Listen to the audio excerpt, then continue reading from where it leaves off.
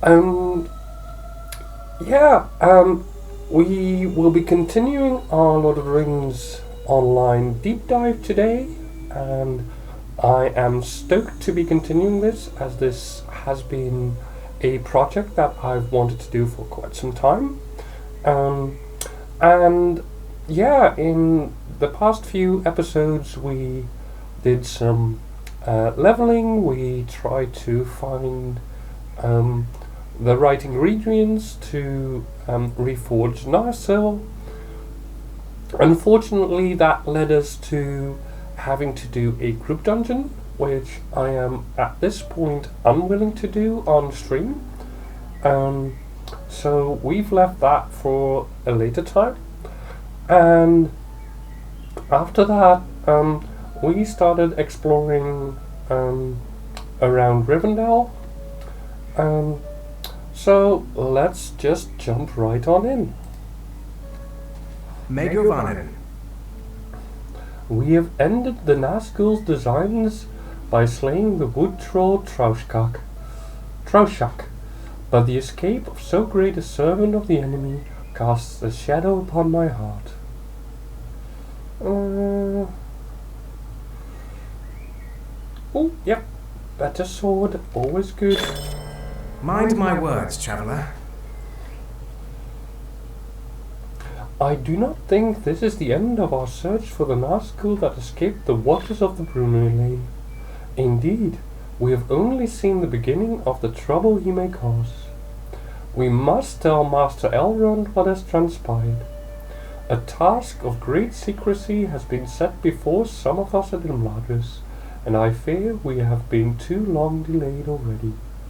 Speak to Master Elrond inside the last homely house, and tell him of our journey into the lair of Traushak and what we beheld there. The time for delays is past. Shall do.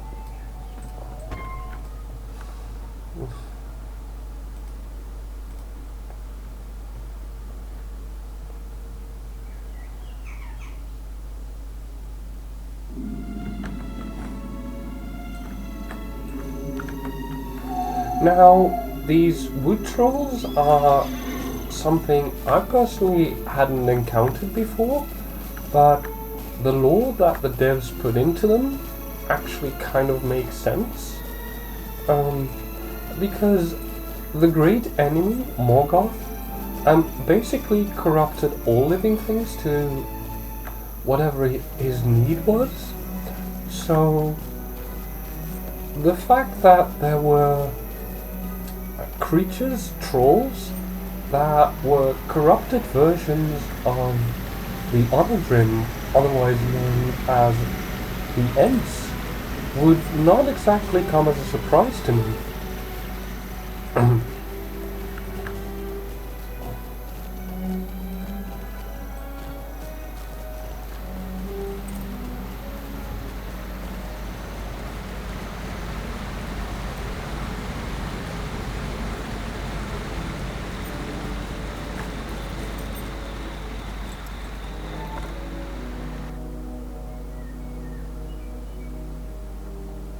You're welcome, Blue. By the way, thank you so much for the follow earlier. That's so nice of you, thank you.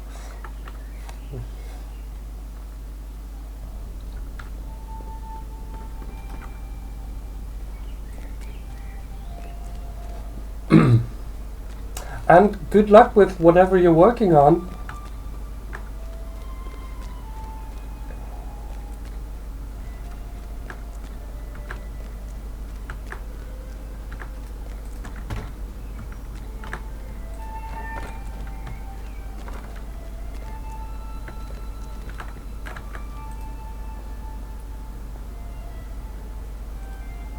Hope is not in vain.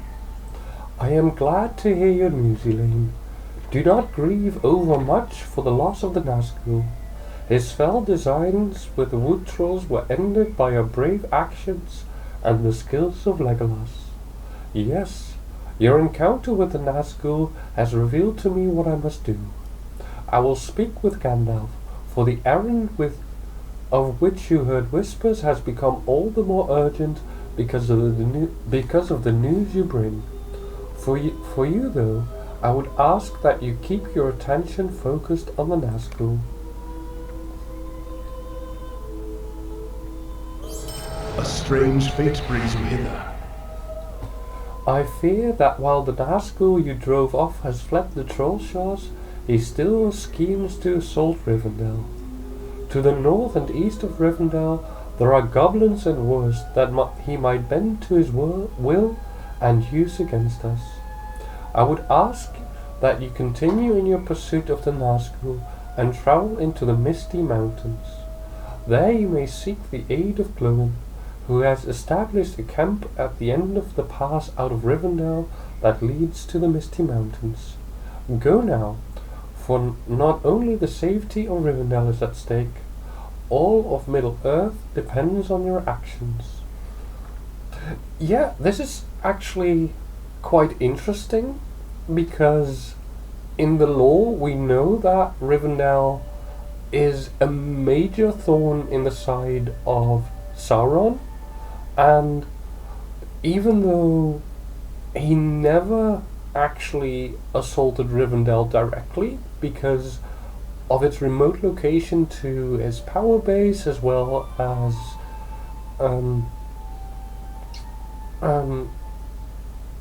well, the fact that it's really easy to defend, he also hasn't forgotten what Gondolin meant to his master Morgoth in ages gone by. Like in the Second Age, was it the Second Age? No, the First Age actually. When Morgoth basically ruled over the entire continent of Beleriand, which is now swallowed by the sea, which is an entirely different story altogether. There were only a few places of the elves that could withstand Morgoth's desires to eradicate them all, and the main one amongst them was Gondolin, a hidden city which was nestled in a ring of mountains.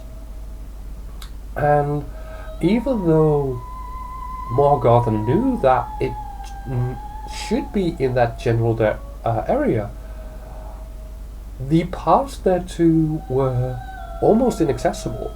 So the fact that Rivendell is nestled in somewhat of a similar situation, surrounded by mountains and only few paths leading into it,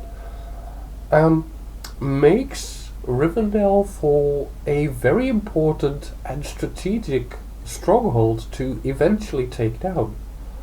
However, Elrond also knows that even though Imladris might stand for a long, long time, standing alone will not make them attain victory in the end. So he knows that even though Imladris might be the last to fall, it will fall in the end.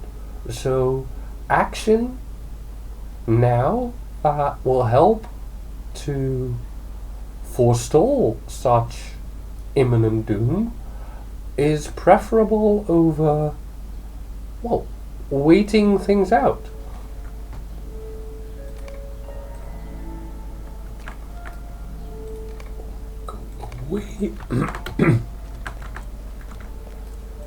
Okay, we have to talk to Glowin, who I believe was also in the guest chambers.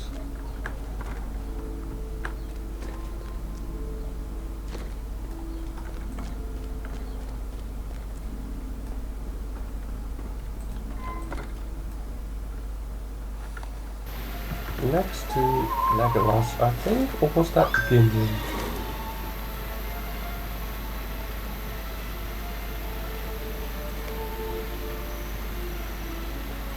Oh, Misty Mountains, we need to go north. Okay, we can do that.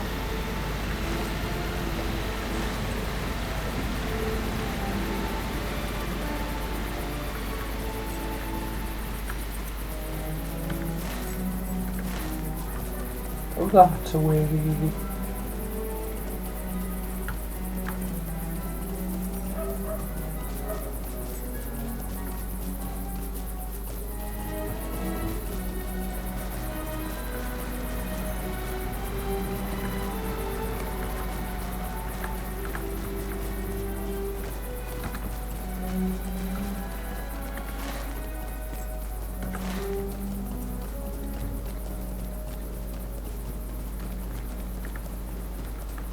Now the only real downside at this point is that the main quest is starting to get quite high level compared to us, so I hope we can continue as far as possible, because at some point I'm afraid that the game will require us to attain a higher level before we can advance.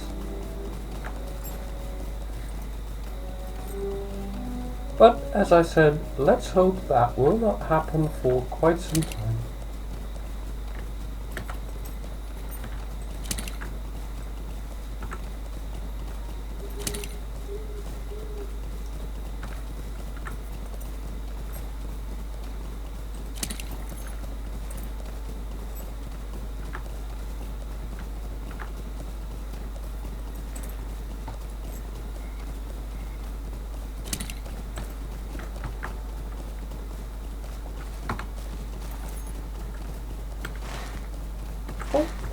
That's the wrong way. I should have taken a turn here.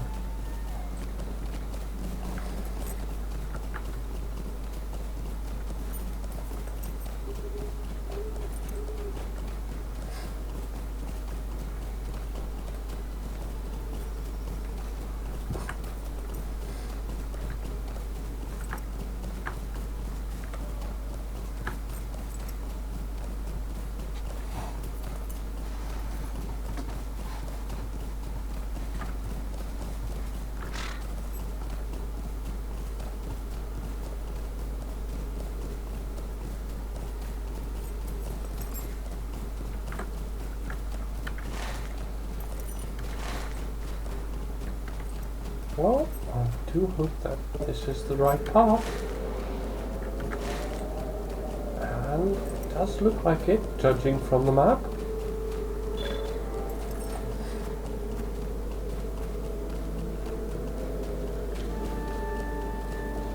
So this is one of the only entrances into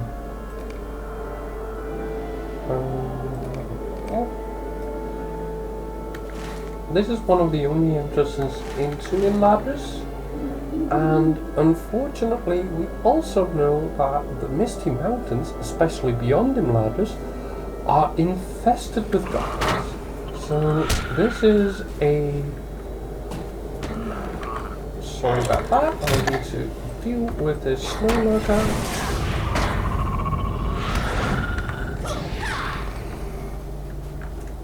Anyways, goblins being a very, very integral part of Sauron's arsenal means that it is a very likely avenue of attack, so the place should always be guarded from attack.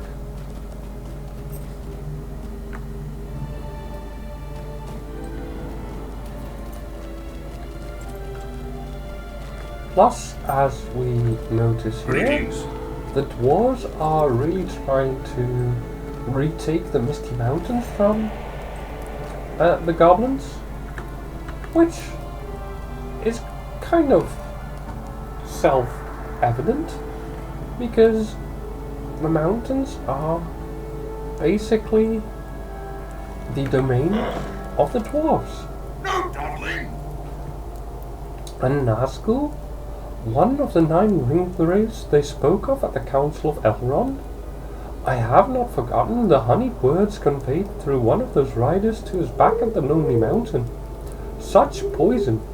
They wished us to betray old Bilbo Baggins to Mordor. I'll help you best that I can, although Diane did task me with another matter. I can share some information though. This is very interesting. Just as the War of the Ring was starting to go into its beginning phases,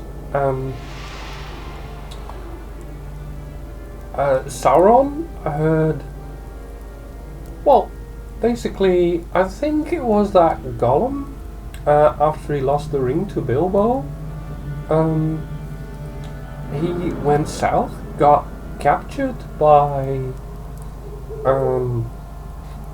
the enemy, by Sauron himself, and in his torture chambers he confessed that he actually had a ring of power, and Sauron, knowing exactly where the rings of power were, with the exception of maybe the dwarven ones, but he knew that the ring that Gollum had in his care was not in fact a dwarven ring of power, because those have a completely different effect on their bearers. So he knew that it was the one ring, the Master Ring, and therefore he sent out his riders to to figure out where the ring was, and at first he sent his ringwraiths to Erebor, the Lonely Mountain, and I think, now to come to think of it, that might have been before Gollum was captured, or was it during? Well, regardless, anyways. So one of the ringwraiths was was dispatched to treat with the Lonely Mountain, and in return for them giving up Bilbo Baggins, Sauron would give them back their the dwarven rings. However, the dwarves at that time, fresh in recapturing the Lonely Mountain, they saw through that ruse, and knowing that if they would give up Bilbo Baggins and thereby allow Sauron to regain the Master Ring, gaining the Ring of Durin,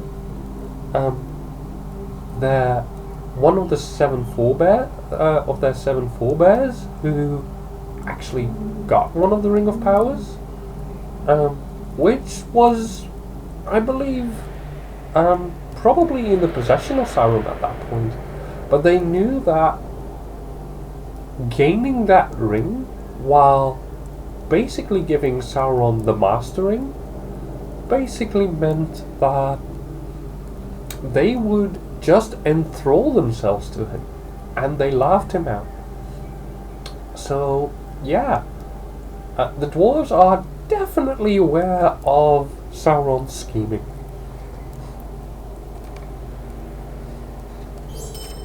Greetings, traveler. Will you stay a moment? So you say that Elrond mentioned goblins in his direction to come here? It doesn't surprise me. I ran into some troublesome goblins up here when I crossed the Misty Mountains in Thorin's great quest. That time we were sorely beset by goblins. Now it does seem the foul things are even more stirred up lately, and perhaps your rider is the cause. One of the scouts here reported them moving far from their host, far to the east, and heard them chanting Gersmat, their leader no doubt. Aye, that's what needs to be done. Slay this Gersmat, and the goblins will be in such a disarray They won't present a problem to anyone. And maybe you'll find the trail of this rider you seek. Seek out the goblin fires to the north and east along the Pinnath Fenley, and you'll likely find Gersmat holed up deep in one of the camps. I wish I could help you more, but as I said, there's a more pressing task from Dyne that I must give attention to.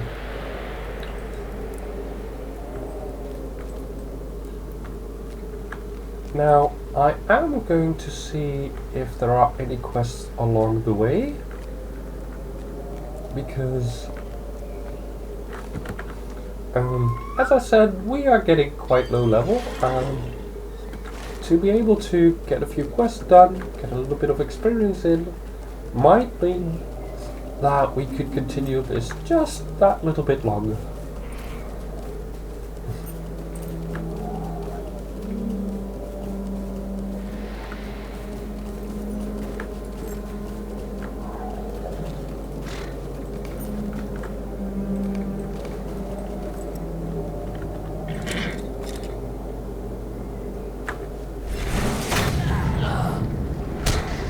Excuse me if I just dispatch some of these beasts while I'm here.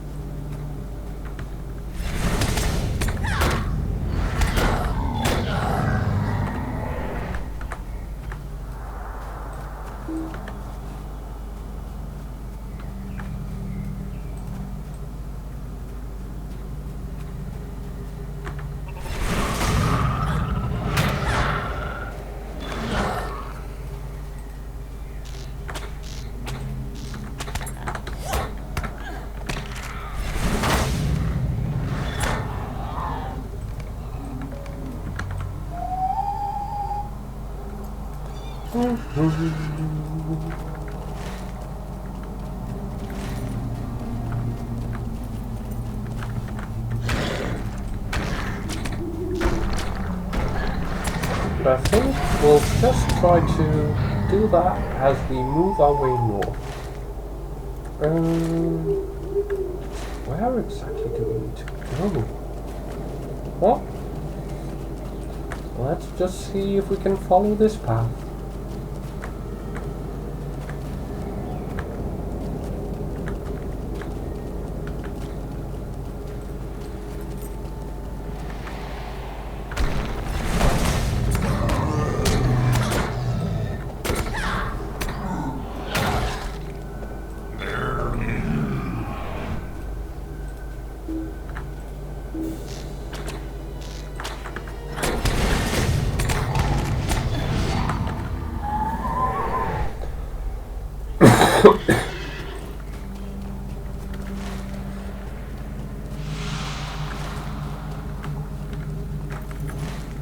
I think we need to go north here and around the mountain.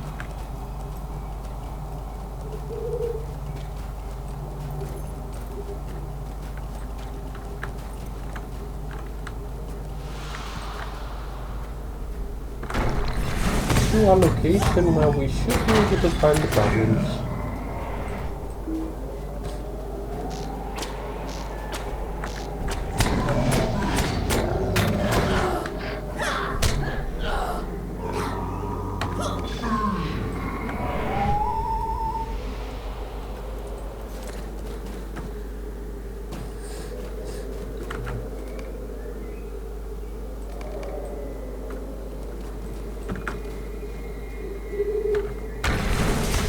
Meantime, accept all the quests we come along.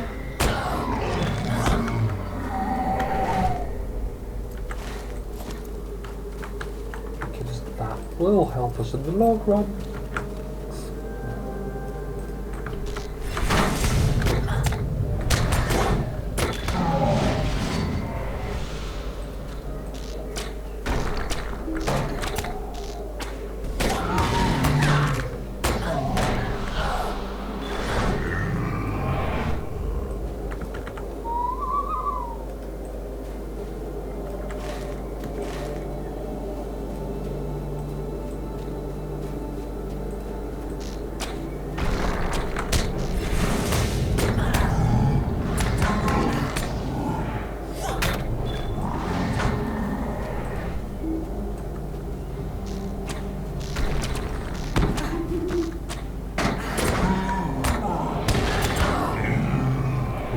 more of these beasts.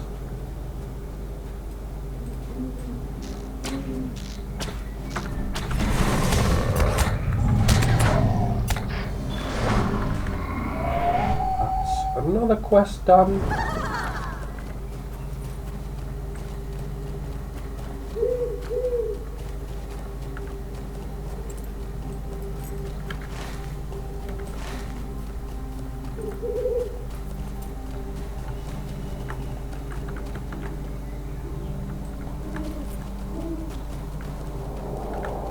Also need to find some of these bears.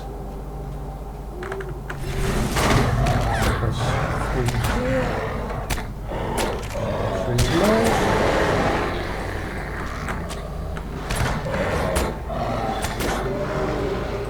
4 even.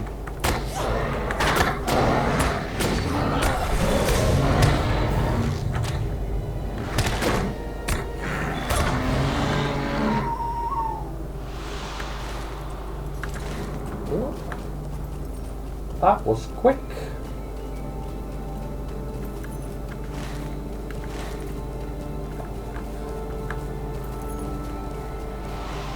Let's see if we can find this treasure.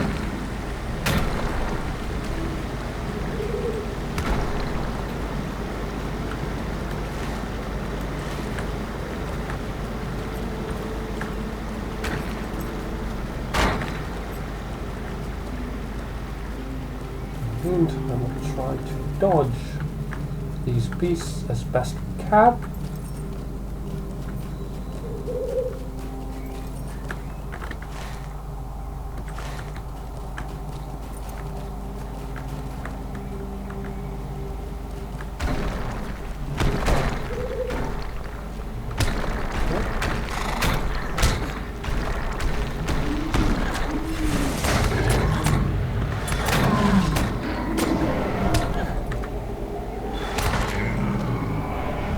Should be around here somewhere.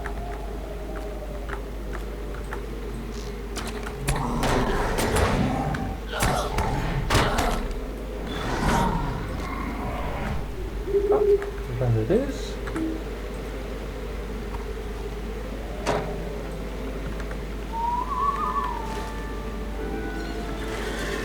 Well, on we go.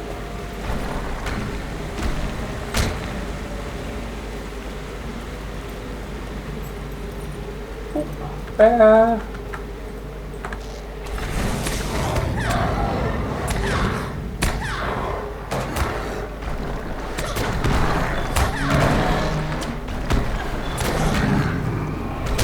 Oh, these hurlers.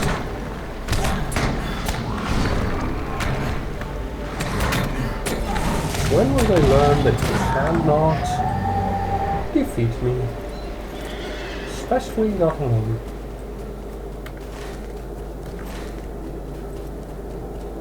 Hey Adrian!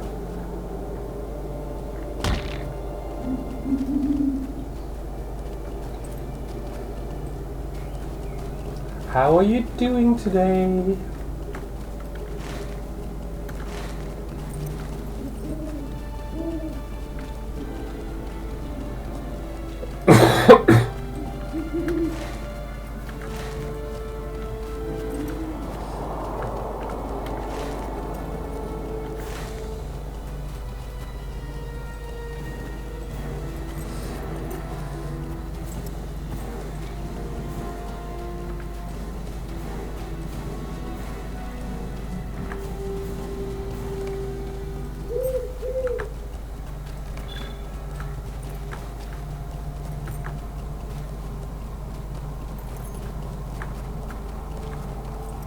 So many worms around here.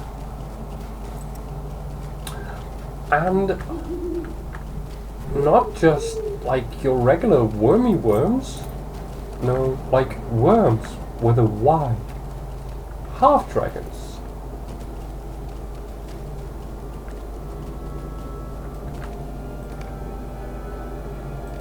So I need to kill some wargs. So be on the lookout for that as well.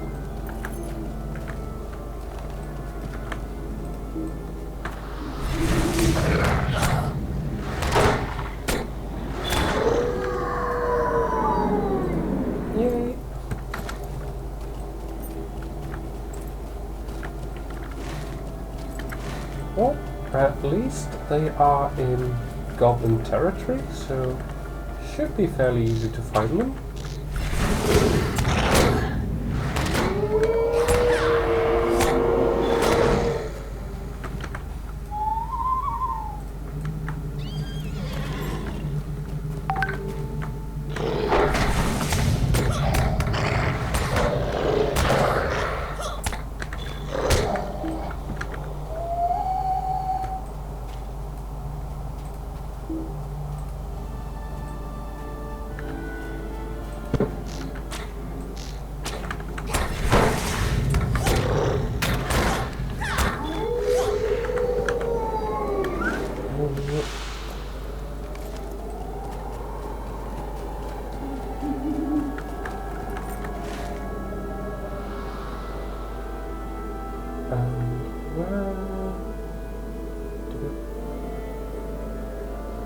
Righto, further south and east. Cool.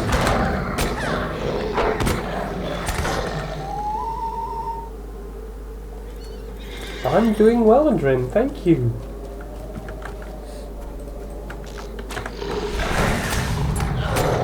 I will say that part of me wanted to continue with my Final Fantasy 14 playthrough, but I figured, well, this is still something that I really love to do, so why not continue with the thing that I started streaming with in the first place?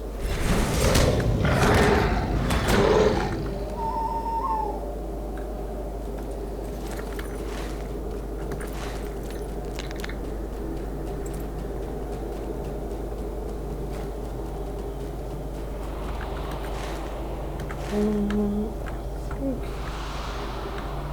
don't know, do we need to go here? Let's see if we can get around this place.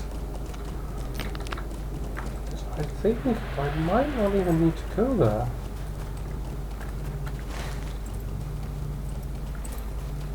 Or maybe I do. But the only way to find out is by actually checking out.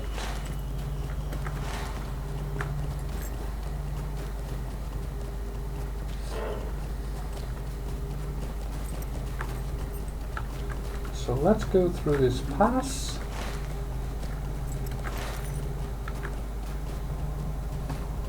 Although it's starting to look like indeed this is going to be the wrong way.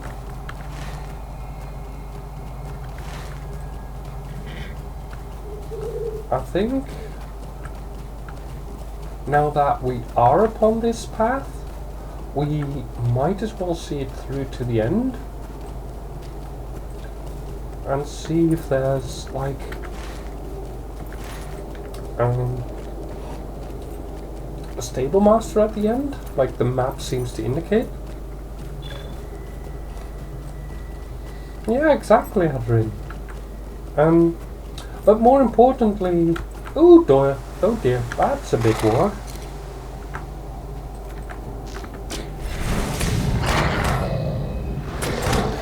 Let's get rid of him.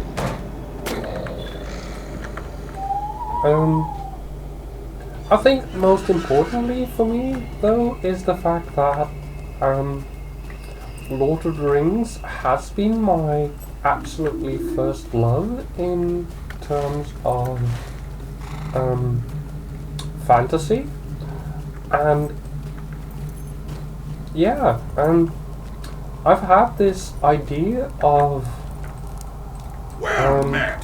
doing this Lord of the Rings online deep dive into the lore for so long, but just putting it by the wayside just because I've discovered something else I really enjoy just doesn't feel right with me. So I figured that if I do like multiple streams a week, at least one of them should be working towards continuing my deep dive.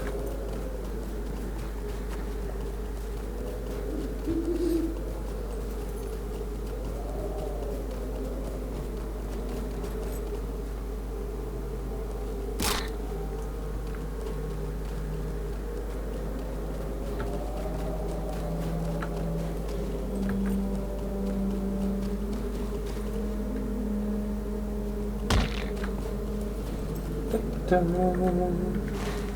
that we've gotten our fast travel point, we might as well go back and see if we can infiltrate this goblin camp over here.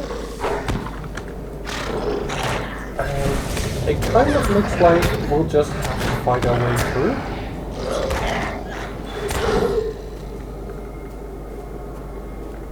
But we'll see how many of them we can actually dodge.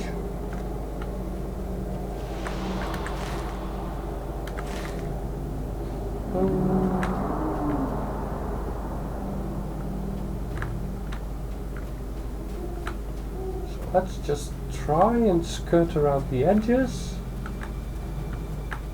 and find the openings where we can.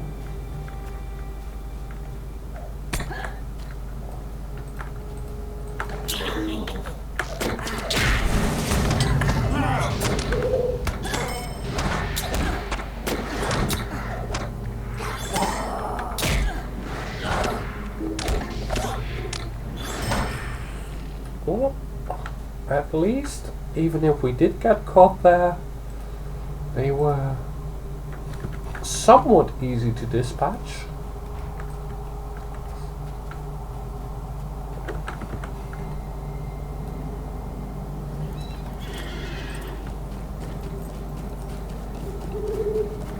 Let's continue up this path, try and dodge that skirmisher. He has seen us, but that is alright. We'll just quickly make a run for it.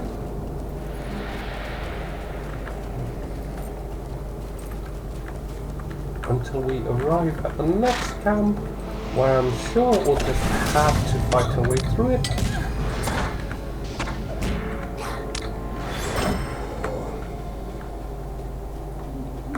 Or maybe not if we are lucky. We are lucky. That means simply just go through it and run up to the next part, ignoring the warg that's trying to hit us, because there is our target.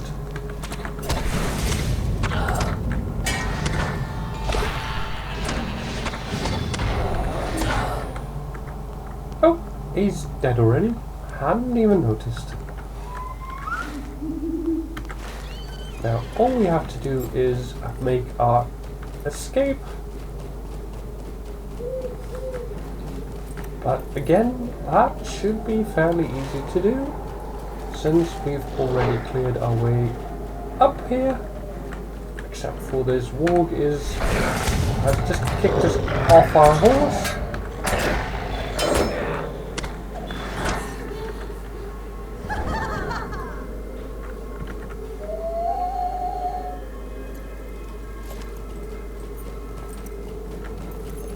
So we dispatched him quickly, and we move on.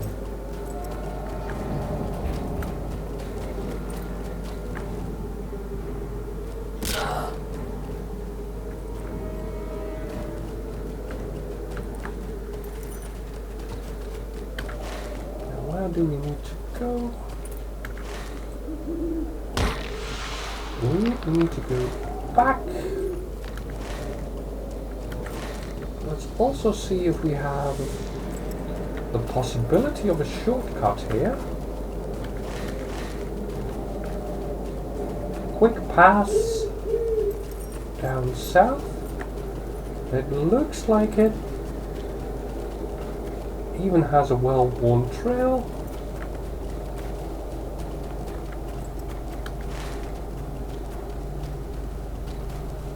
Yay! And we should be able to find some more bears down here, as well as a fast travel point. Oh, bear!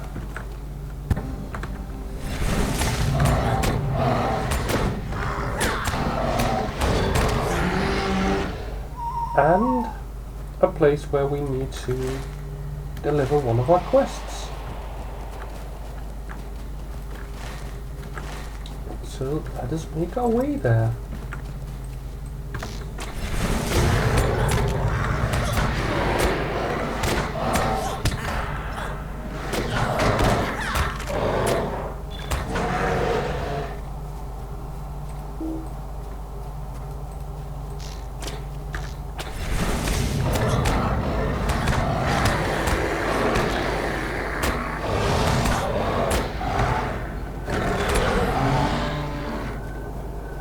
I am happy though that these quests do not take us too much out of our way.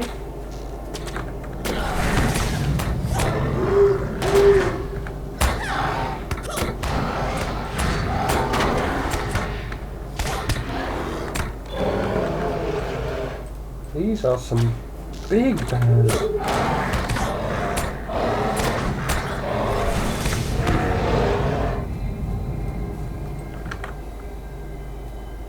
Luckily, in the end, they are no match for us.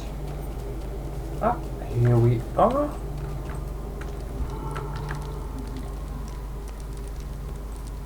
What do you want? Quest deliver. Might you lend me an ear? Grab a few of these other quests along the way. Well met, friend. I would be grateful for your assistance. Oh. Come and stay a moment, friend. Well, we can probably do that on our way, but first let's quickly deal with a couple of these bears.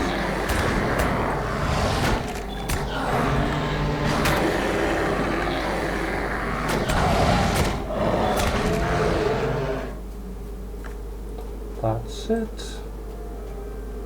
And now that we've got these bears killed, we can take the stable master back.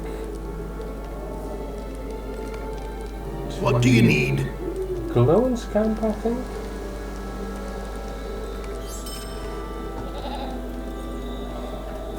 Using this mountain goat for a travel companion.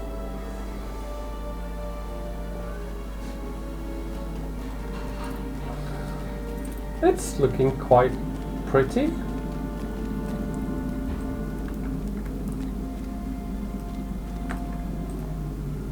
Gewonnen. Will you lend me your ear?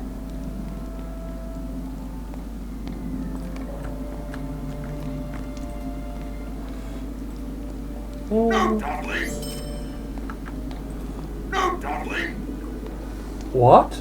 Dowerhand dwarves with the goblins? Oh yes, it's all coming together now. While you were away, one of my scouts reported something interesting. You see, the task given to me by King Dain was to track down the Dowerhand's last refuge. The scout seems to have found it, as there were a large number of Dowerhands around an old dwarf fortress called Gabilazan. But that wasn't all that he found. As the scout watched from a high ridge, two figures rode up to the fortress. One was a dwarf, the other a cloaked figure. At first he didn't know what he was seeing, but when all the Dowerhands stopped what they were doing and cheered, he knew the dwarf could only be one person, Skorgrím. Now, with what you've told me, the other figure with him must have been the ringwraith. It would seem our two tasks are but one, friend. New weapon. Oh, that's a pretty decent weapon. Is that two-handed, one-handed? One-handed, I love. And for my feet, not needed. I will take the weapon. Come and stay a moment, Damage is friend. more better. If we can but enter this fortress, we will end two problems with one fell stroke. By ending the threat of this rider, we can ensure Rivendell's safety, and by putting an end to Skorgrím, we will crush the Dowerhands. However, it won't be easy, as the scout reported that the two entered the inner keep of the fortress. That keep is nearly impregnable. This is what you must do, Elaine. Every poor fortress has a secret entrance, and though I do not know the secret of Gabilazan, I know how to learn it. When the cornerstone for Gabilazan was laid down, a copy of the fortress's plans would have been stored within. Around that cornerstone the fortress was built, and can now only be accessed by entering Gabilazan's fort. Once we have the plans, we will be able to learn the fortress's secret entrance. Gabilazan can be found in the more westerly of the two passes that gate entrance to Eolban. The easternmost pass, Rakazbiza, is not guarded by dwarves and may give you a roundabout means of approaching the keep.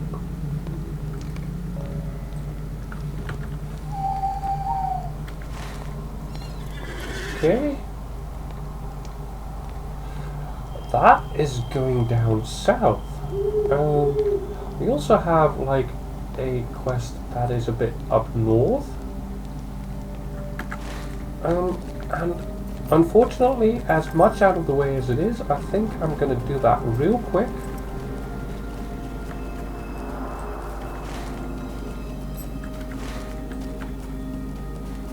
Because it looks like it's only having to post a sign, so it shouldn't take that much time. In the meantime, let's equip this weapon of mine.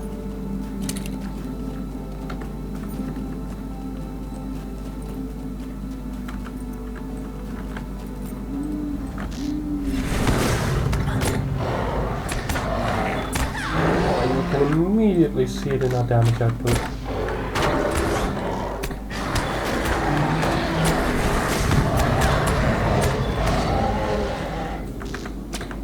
These skull bears are absolutely getting massacred here.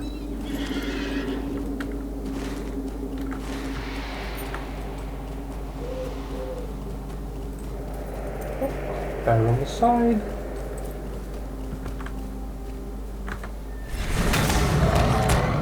And I see some more around there.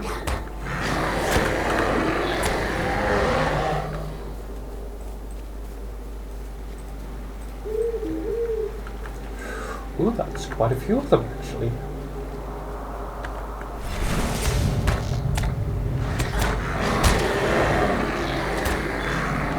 This might help me complete this quest quite a bit quicker. 5 to go.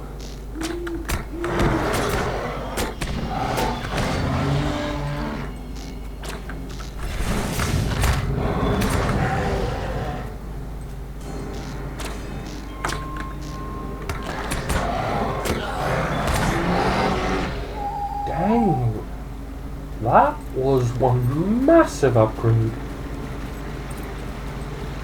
I'm going through these bears like if they were butter.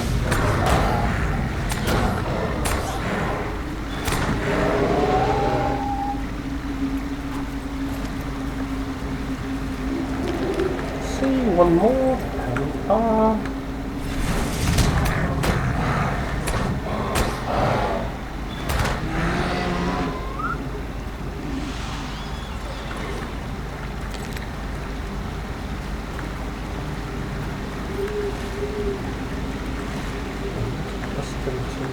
Northwards.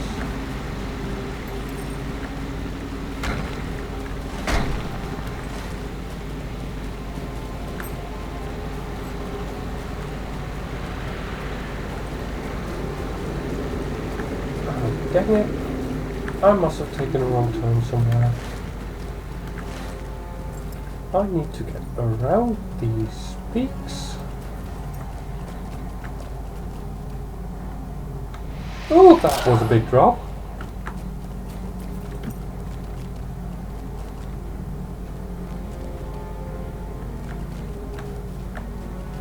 Yep, this is the way to go.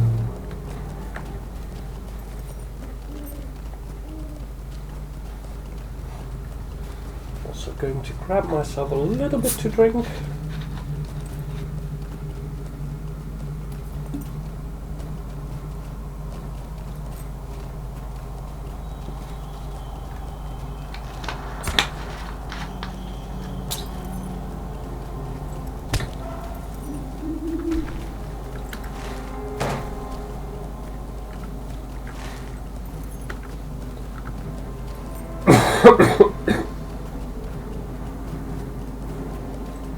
Collect my loot.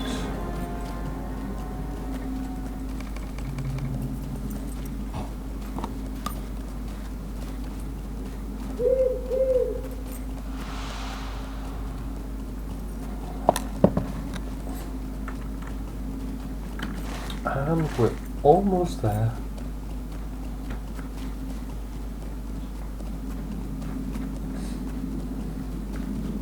Let's hope we don't have to do more than that.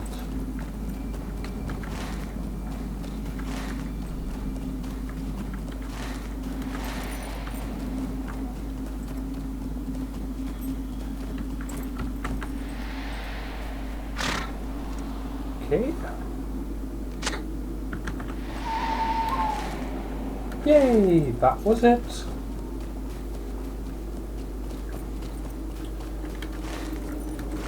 Now we go back south, and I think we'll swing by the goblin camps we raided earlier, because they have stolen some dwarf gold, which should be fairly easy for us to return.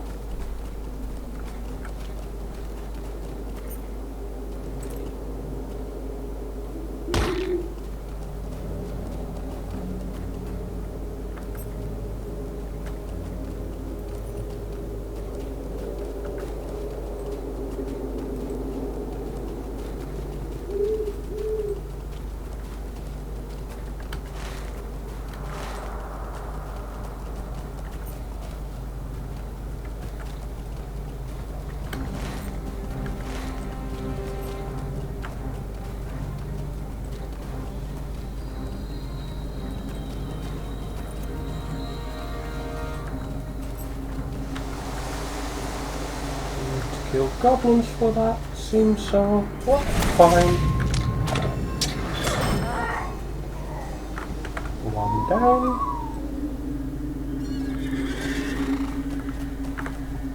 The wargs, they do not drop dwarf gold, so I'm simply going to stride into these camps, get rid of these pesky goblins, and in the process, get me some of that dwarf gold back. Oh. Where did you come from?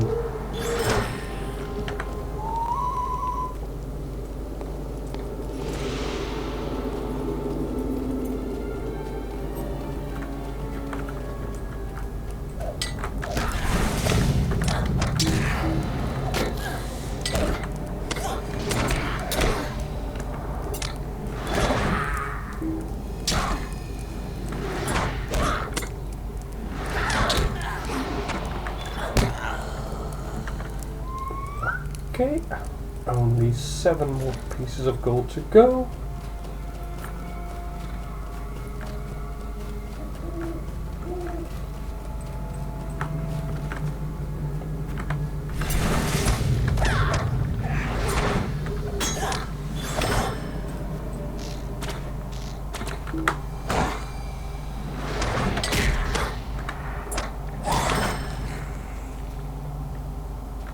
Next, please.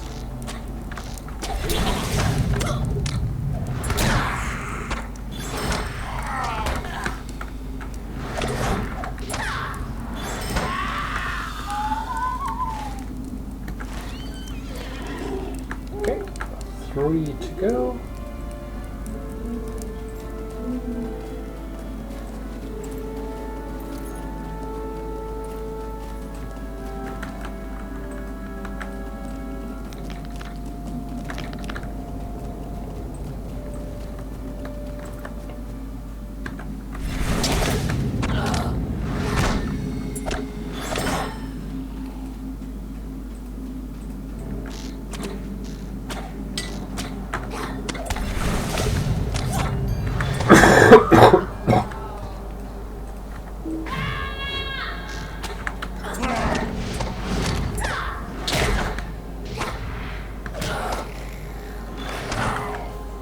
And done.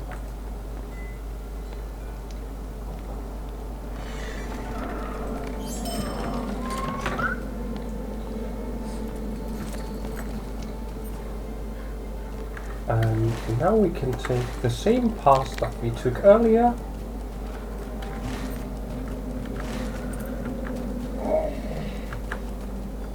And go down south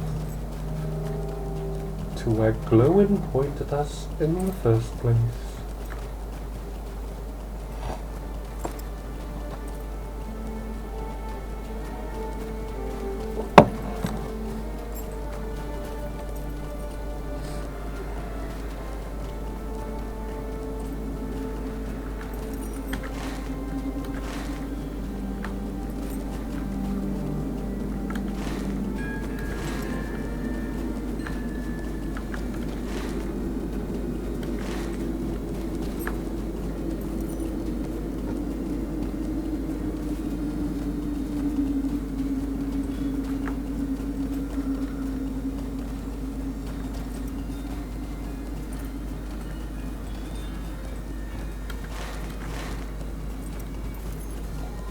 Fulfill a couple of these quests here.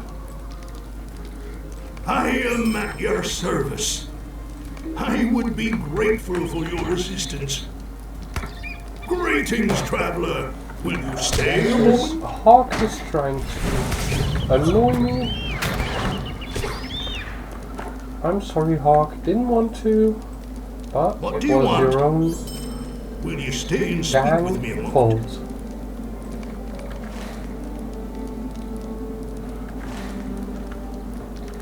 Let's also see if we have some tasks that we can complete. And that is a fairly simple matter, because these tasks are for certain items that are dropped by the denizens of these mountains. So, sleek fur, sleek skin.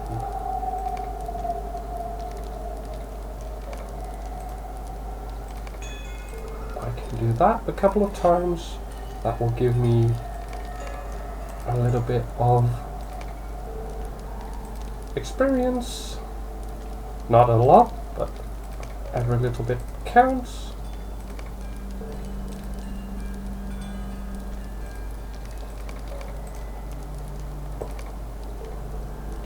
And what else? I don't think I have anything else for the time being, because everything else is just stuff I picked up somewhere else,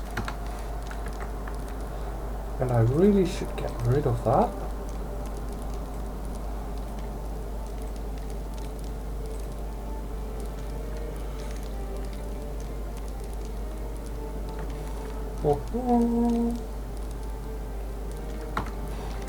Yep. Browse. Well met, friend. Sell. Only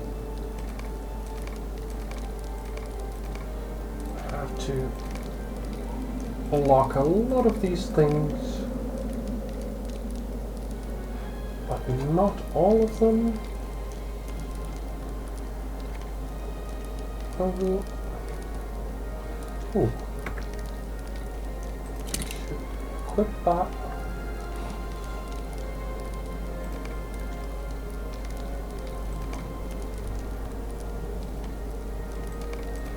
Lock, lock, lock, lock, lock, lock.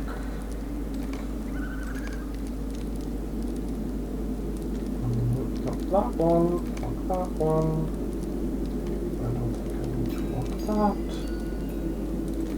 Lock that one just in case.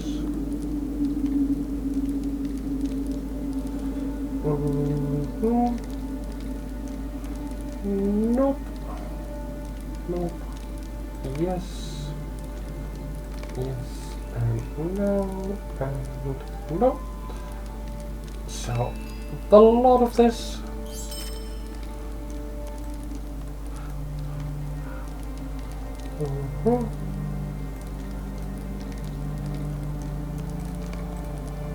Unlock it. Unlock that. Cool. That will help us a lot with our inventory management. Obviously, I forgot half of it.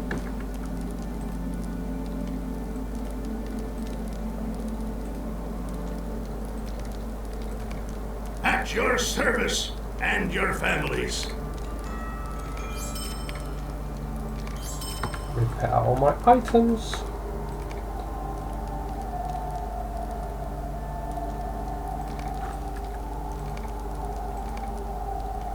Can I get rid of that, please?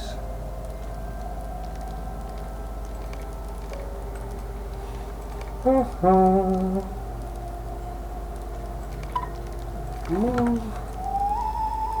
There we go. Now we are ready to move on.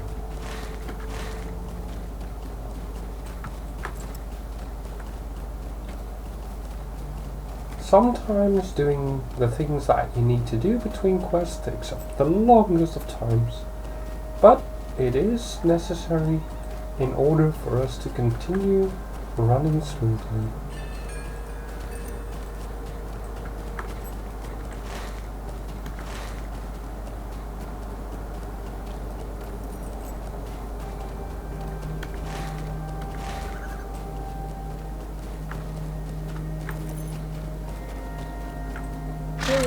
Another signpost. Let us return real quick, see if he gives us another quest that is close to that.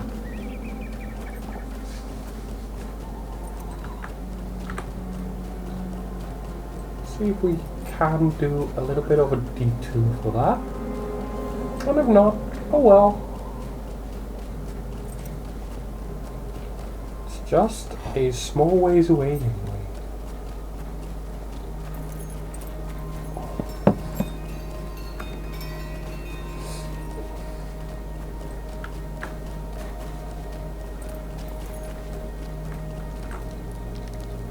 What do you want? Ah, nope. Oh well.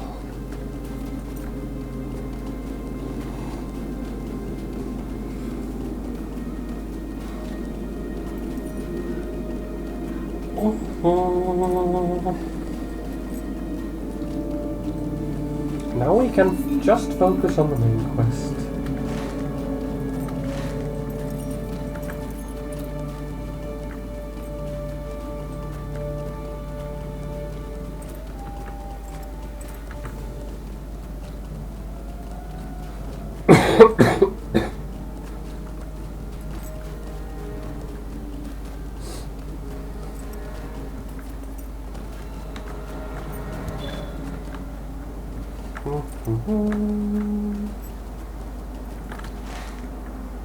Where do we need to go? I think we need to go in here for a second.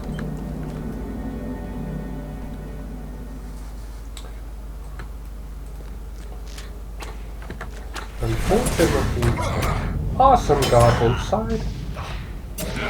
But that's okay. We can deal with them.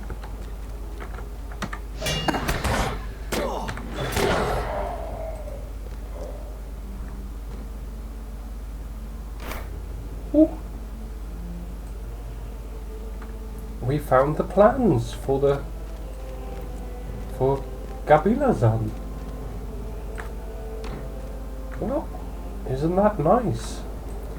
But we still have a chest to pick up.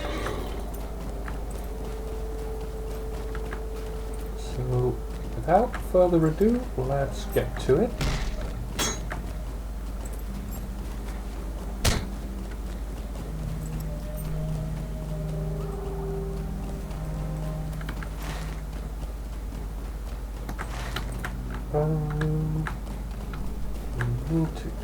in here, I think.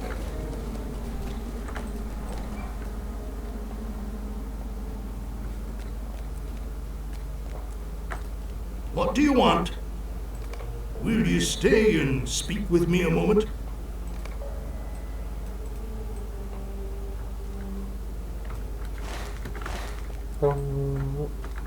Okay.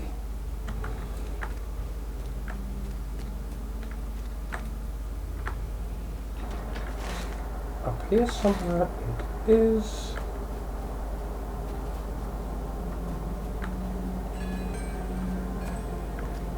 It's up there. Okay. We were asked to grab a stolen dwarf gold ingot. So, sure. We can grab that.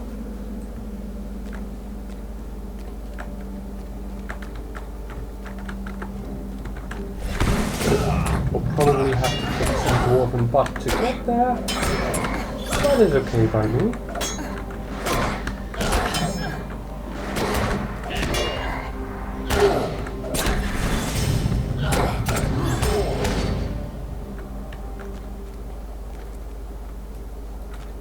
Speed up and heal a little bit.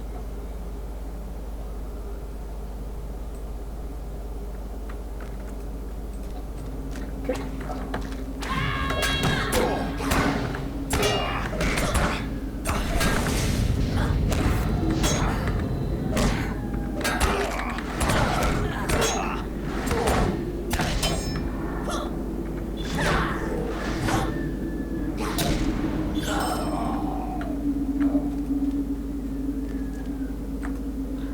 What do you need? To defeat this guy, shouldn't be that hard.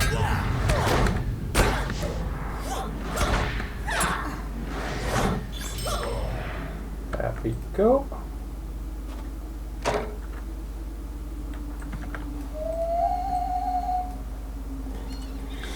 Collecting. Now we move back to the guy who asked us for the ingot in the first place.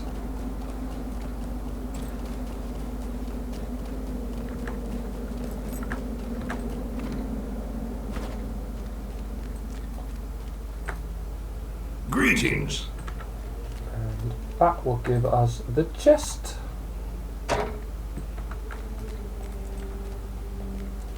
And now we can return to Glowin by ways of the High Crag Camp.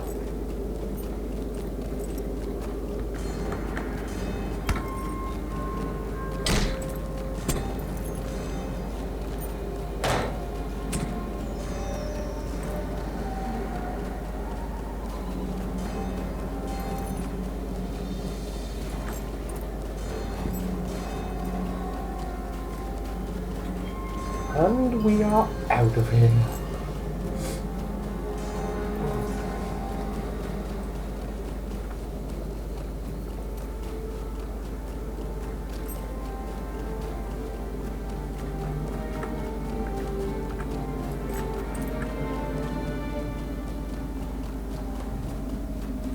I think maybe I should turn up the music just a little bit, because it feels a little bit low to me. So, audio, music volume, let's set it to 0.3.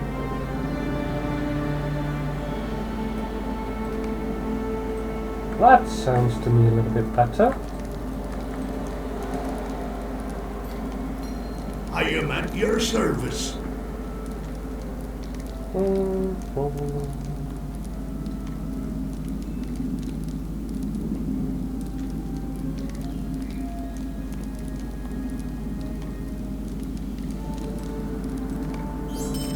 I would be grateful for your assistance. Might you lend me an ear? Okay. Well, time to move What do you to need? Glowin.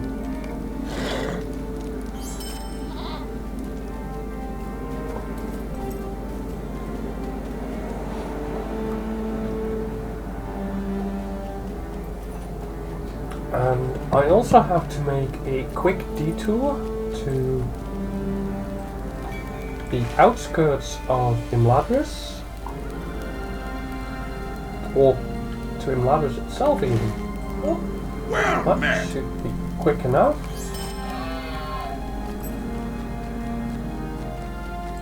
Because I have to deliver some relic fragments.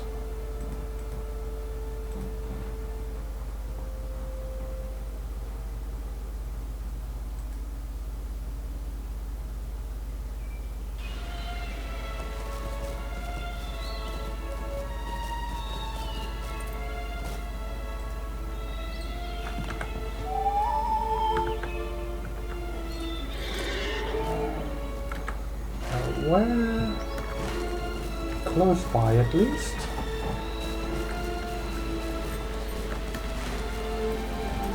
I didn't go the right way. Of course I didn't. Have to exit the stables by another way. I should really check my map before I do these things.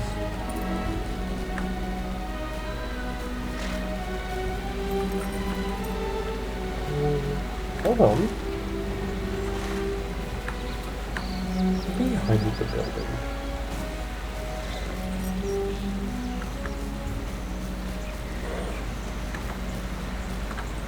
There you go, sir. Megabonnen. Sir? Will you lend me your ear? I mean, ma'am.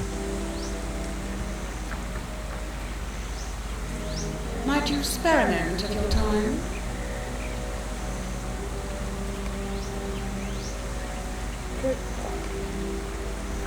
Wait, I leveled up. Yay.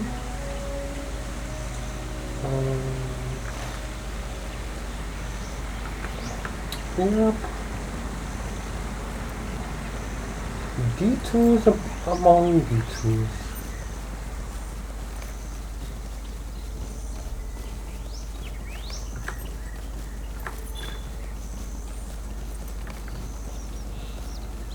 Ta-da. But it's for a good cause.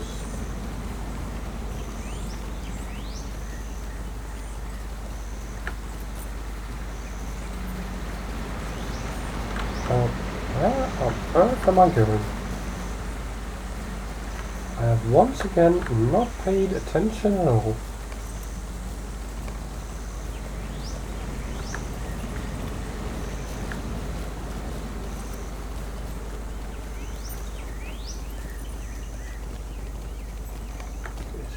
Inside library.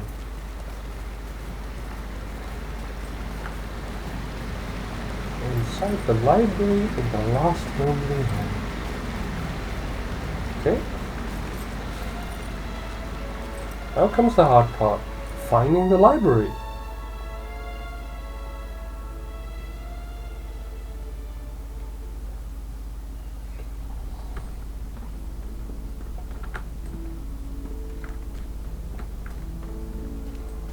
Hall of Fire, guest chambers,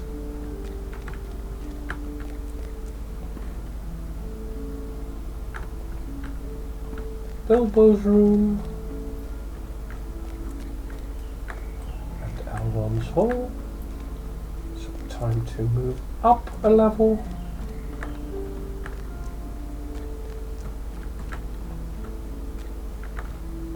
Scholars Guild Hall.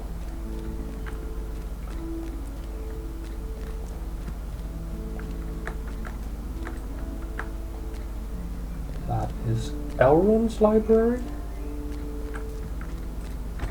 That might be the place, but I'm not sure.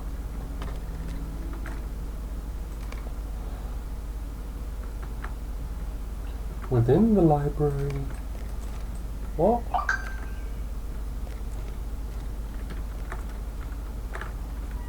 Doesn't look like it's here though. Or is he? There he is. How can I be of service? Stay a moment.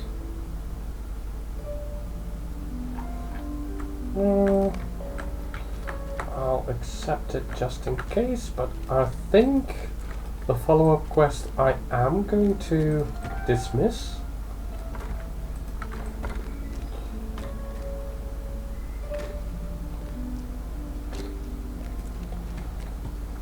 Well, that is fine.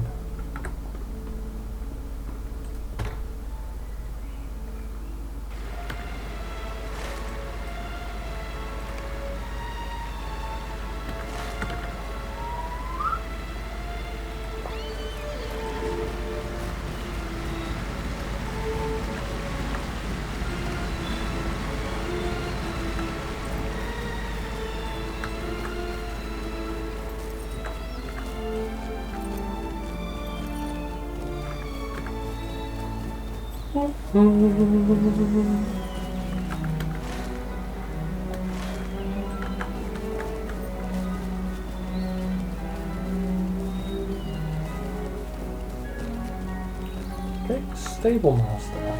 Can you run me to Glowing Skull?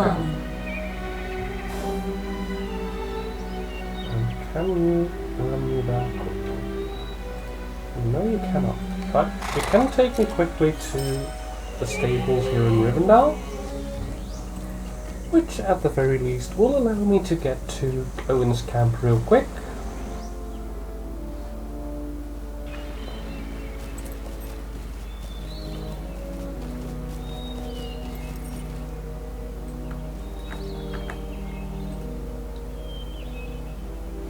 Megovanen.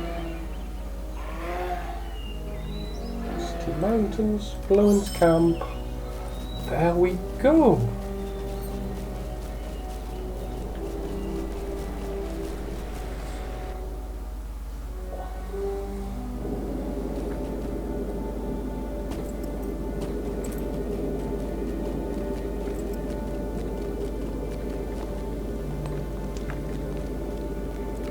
Have a quick chat with What can I Malcolm, do for who you? wanted some bears dispatched.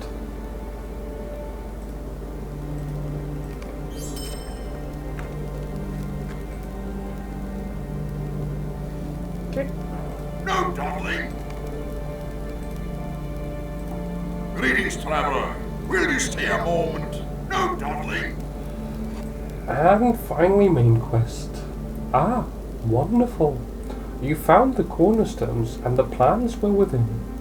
I didn't mention it before you left, but there was a very good chance the plans were taken or destroyed years ago. Yet it seems fortune is smiling upon us this day. Oh, and look here. Here's the inner keep's secret entrance. I would be grateful for your Ah, assistance. yes. Why, it will be just like when burglar Bilbo crept into Smaug's lair. We'll just need the key to open the secret door, and you'll be in the inner keep. Finding that key, though, could present a challenge. Now, the old tales of Helagrod, that's the great dwarf hall to the north that fell to the dragon Thorog, say that after it was abandoned, all the surrounding dwarf halls were abandoned as well. The keystones that opened the secret doors to all those halls were hidden in a small dwarf vault near the source of the Brunnen. The building might be in ruins now, but the vault is surely there. Once we have the keystone, the inner keep of Gabilazan will be open to us. Journey north to the source of the Brunnen and look for the vault at Iskeld's lookout. You will need to brave the snow beasts that make their homes among the drifts, but that should not be a problem for you, I would expect. Oh, indeed they wouldn't.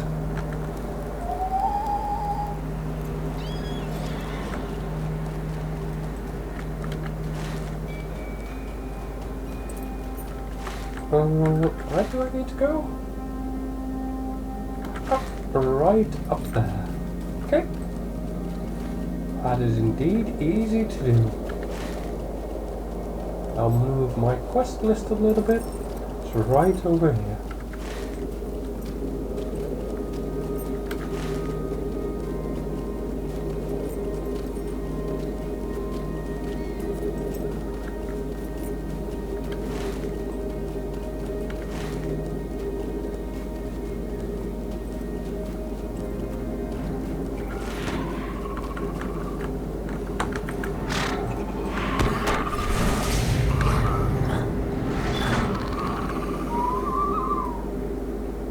Also, I'm wondering where this quest needs to go. Thorin's Hall. Okay.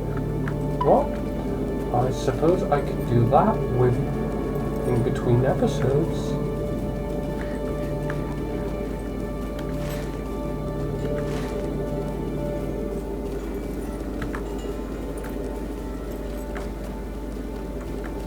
Thorin's Hall is way out west.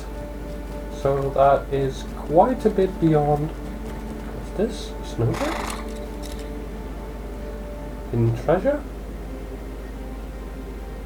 Okay. Well, thank you.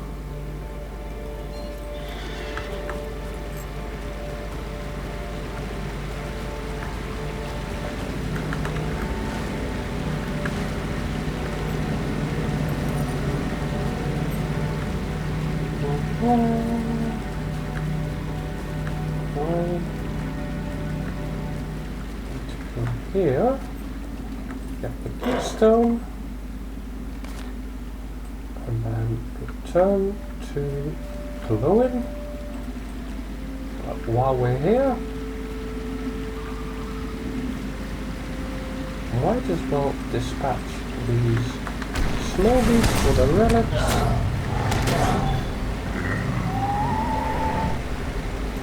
Because why not? We have that for here.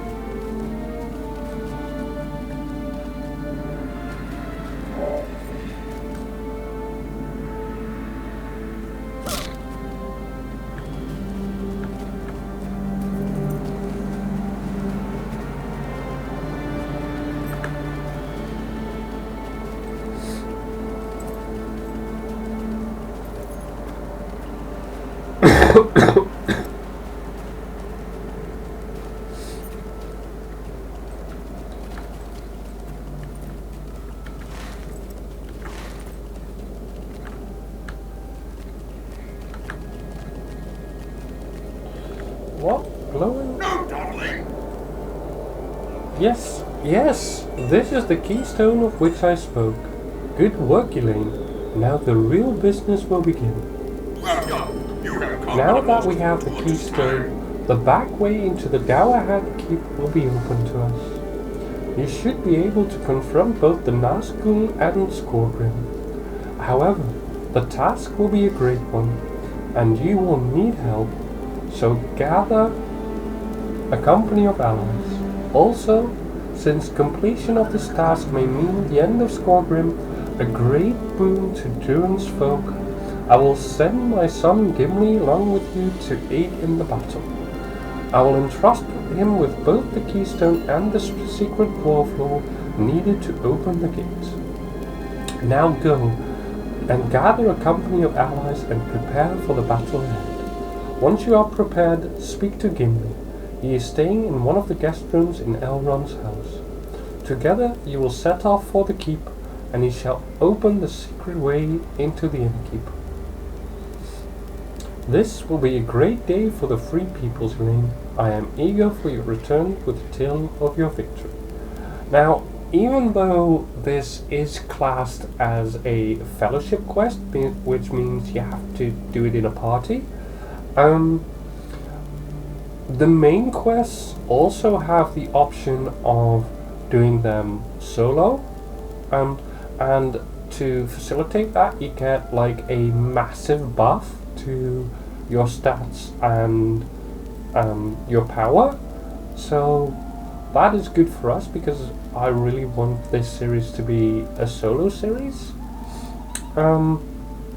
Also, one of the things that I had mentioned, or at least haven't mentioned in quite some time, is the existence of Skorgrím.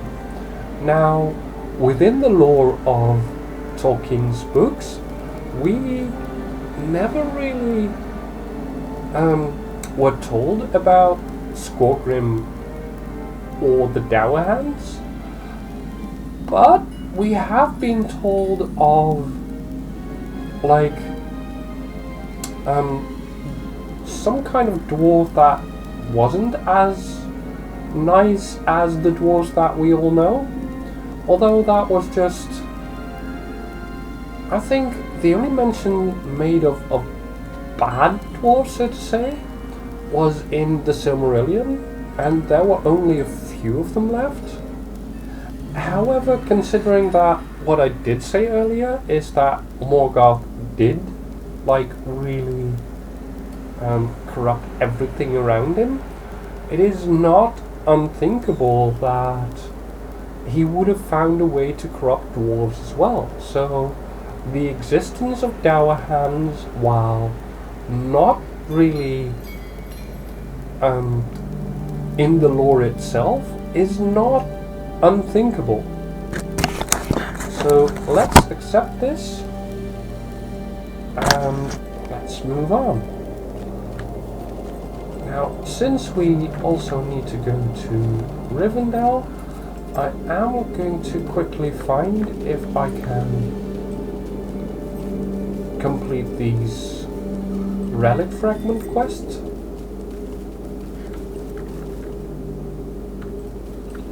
Because the last few snow lurkers did not give me anything, which I hadn't noticed. So, that one gave me one. That means one to go.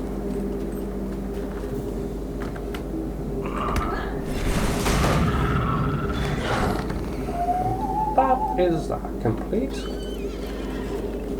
I also need a quick detour to the high crag because I have a quick say hello quest there.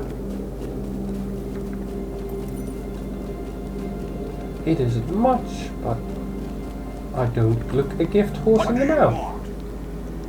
High crag. And with high crag, I actually mean a high crag, not like high crag.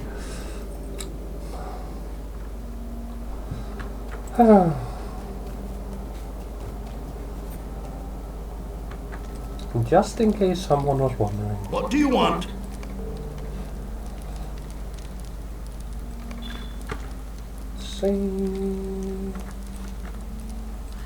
Okay. Greetings. Go back to Glowin's camp, and then back to Rivendell.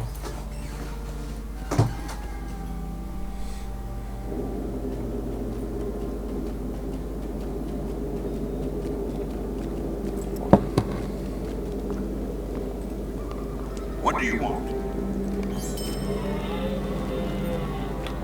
I want one of these elks. Just look how beautiful they are. Just look at them. They're gorgeous.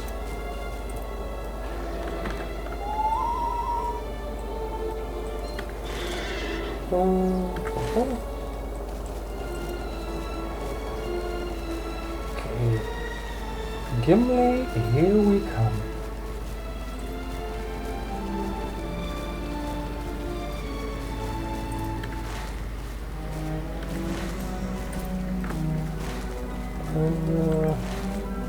Yes, this is the right way.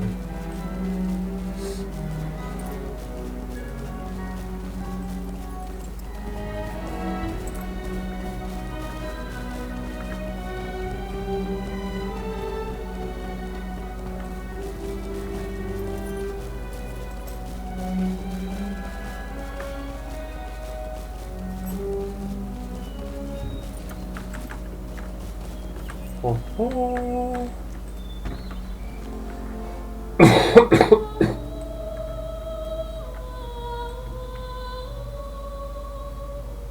Why does Aragorn have a quest item?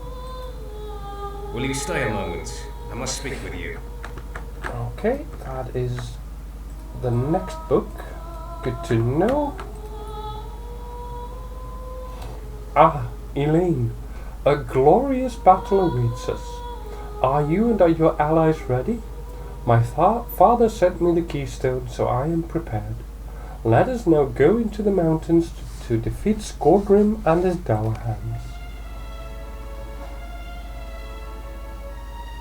Skorgrim's dour hands have taken refuge from the wrath of Durin's folk within an ancient dwarf home high in the passes of the misty mountains. There they plot their return, unless an end can be put to their scheming once and for all.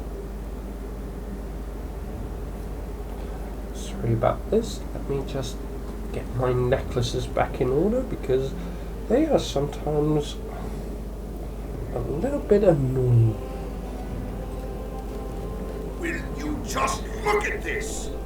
Skorgrim must think that the walls of his fortress will keep him safe, tall and broad as they are, but he does not know about the keystone you recovered. We will fight our way through his remaining defenses, and perhaps I will give him one chance to come out of the main gates of the keep to face me in combat. He has no honor, so my challenge will probably go unanswered. It is just as well, but my axe is anxious for the chance to end this fool dour hand. Are you ready? The dour hands cannot hope to stand against us.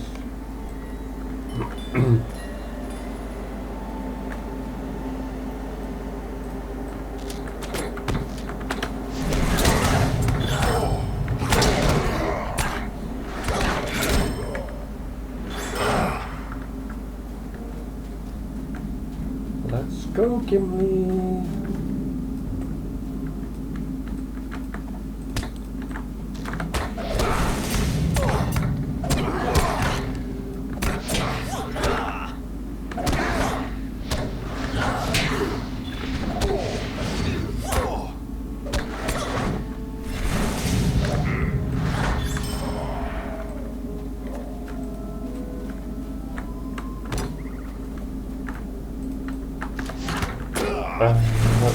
That's a big giant over there.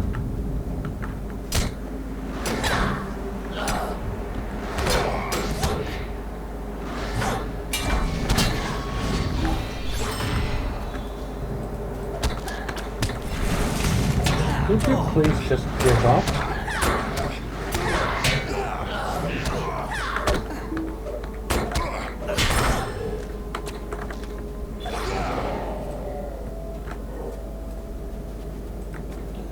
Frost giant.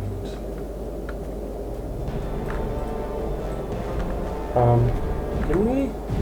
Why are you running straight into them?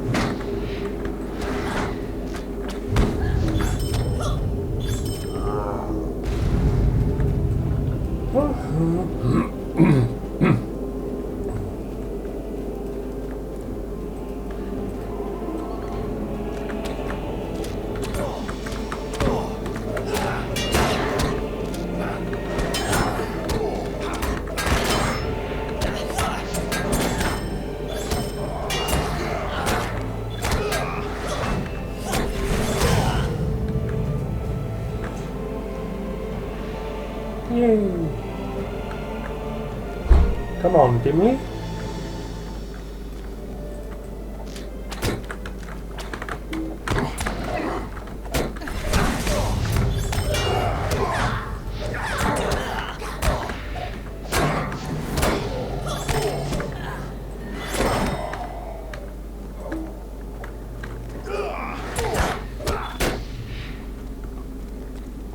Next, please. What's probably this rust giant over here?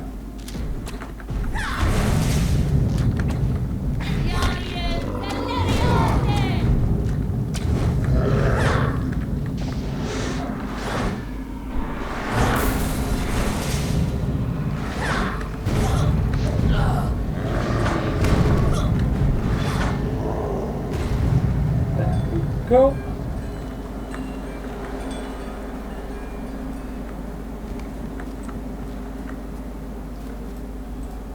My Durin's beard! I am ready to go on if you are as well.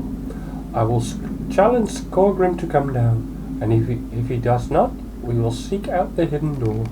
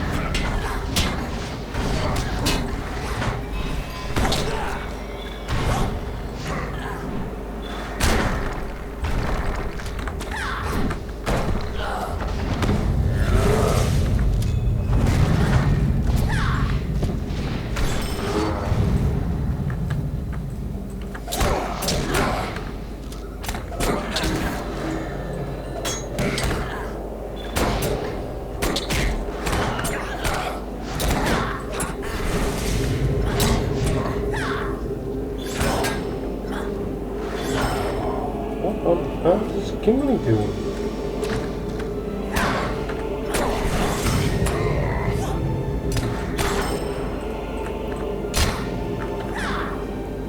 I'm here dealing with giants, and he's dawdling. Come on, Gimli. Get a move on.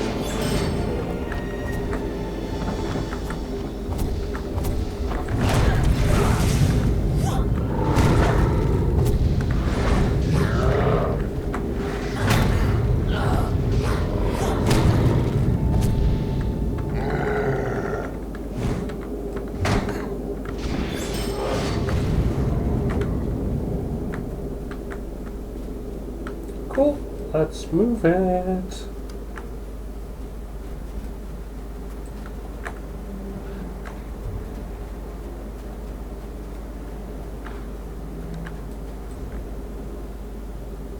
Hidden door? Oh, there we go. It seems these dour hands were not expecting us to come in by the hidden door, Elaine. This is amusing, but I tire of dealing with lesser dour hands. Let us find Skorgrím with no further delay. I agree.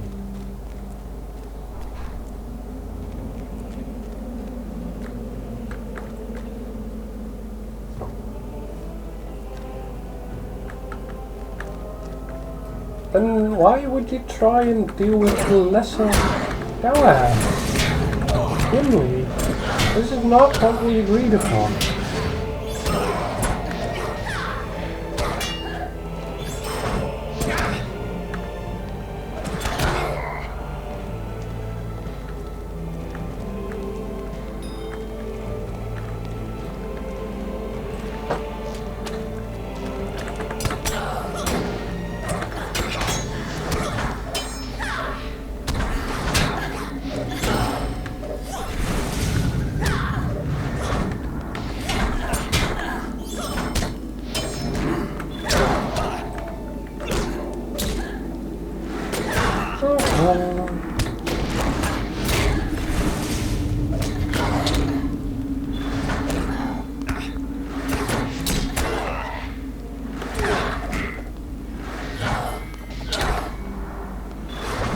There you go.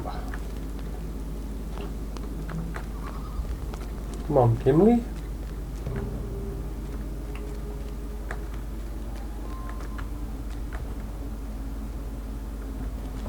Oh, you're gonna take them as well, aren't you? Yep.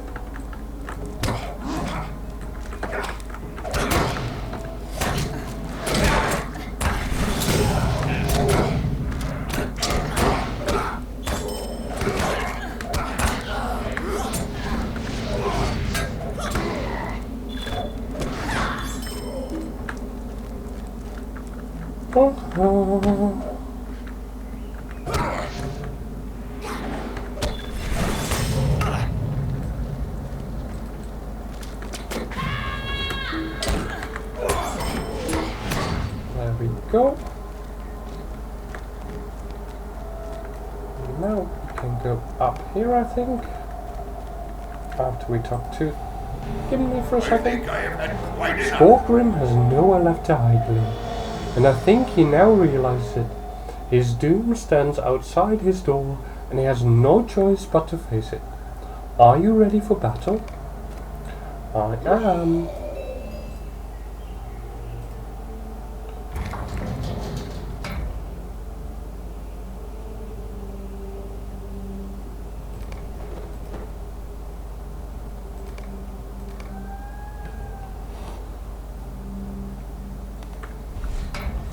Finally.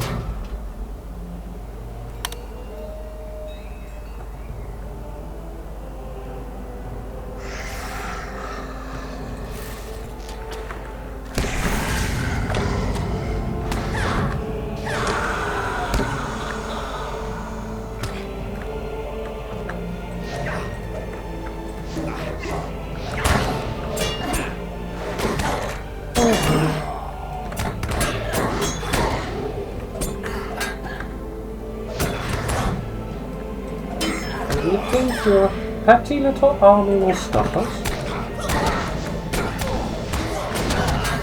You have a lot to learn, Skorgrím.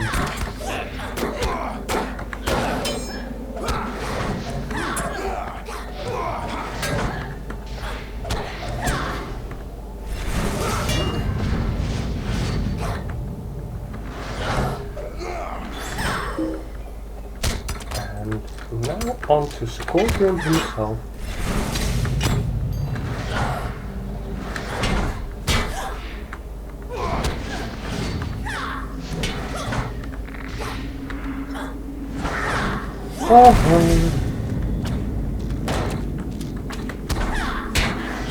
It's time for you to learn your place.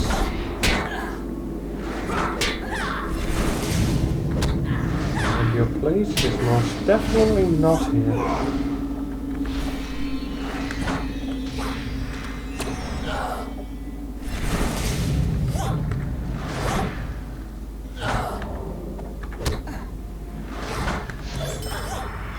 There we go.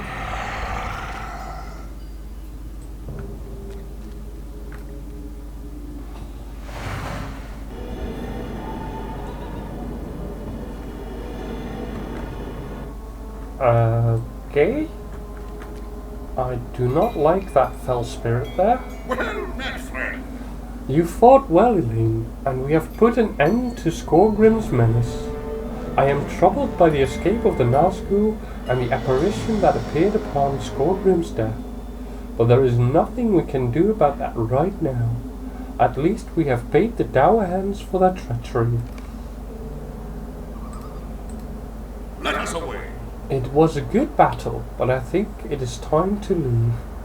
I'm ready to journey back to the guest rooms at Rivendell when you are. Aye, indeed, let us return. And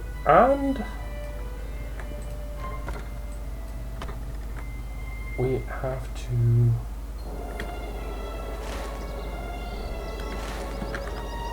go back to Glowing, I believe. Yep, we do.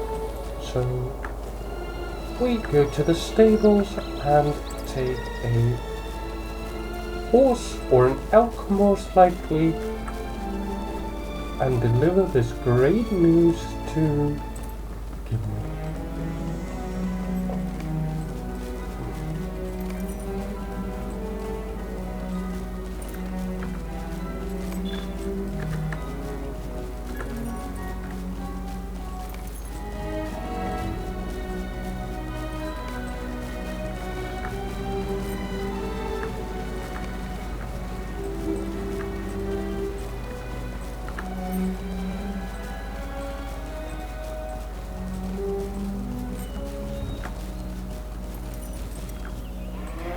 What do you need?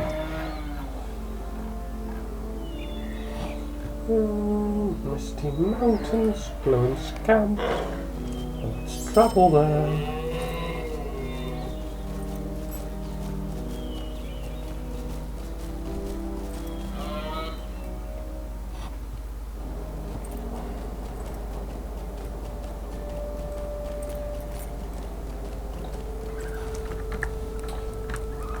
And in the meantime, I have done some inventory management. No dawdling!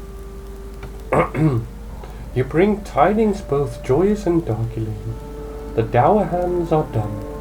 They will never hope to threaten the Longbeards again. While the news of the spirit that was driven from Skorgrím is unsettling, it is not as disturbing as the news of the rider's escape. What is worse, you tell me that he spoke of bringing men to Heligrod. What he seeks in that old dwarf hall is a mystery to me. Unfortunately, there is more that must be done if Rivendell is to be secured. Know though that I will give you whatever help I can.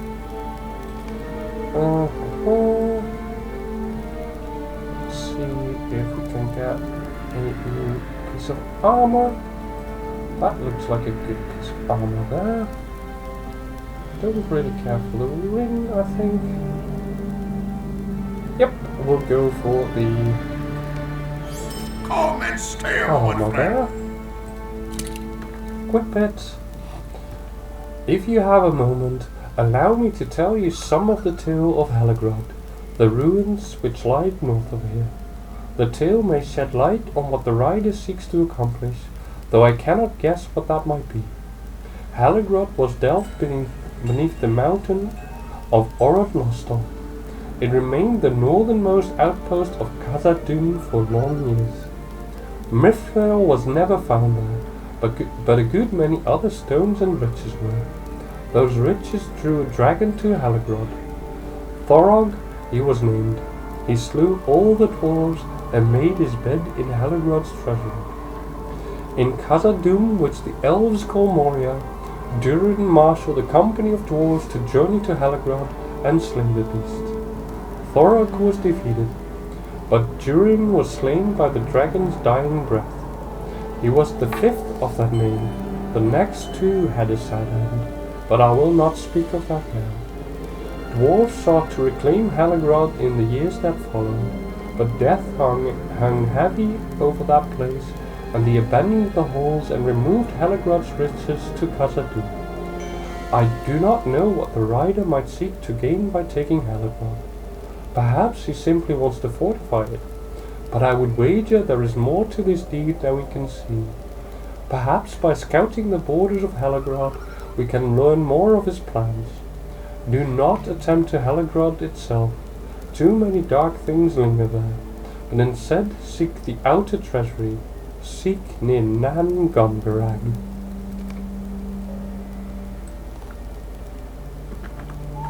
Okay.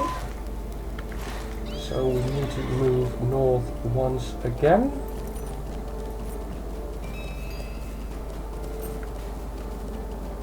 And this time, keep in mind that we do need to move in the right direction. So we need to move a little bit east and then north.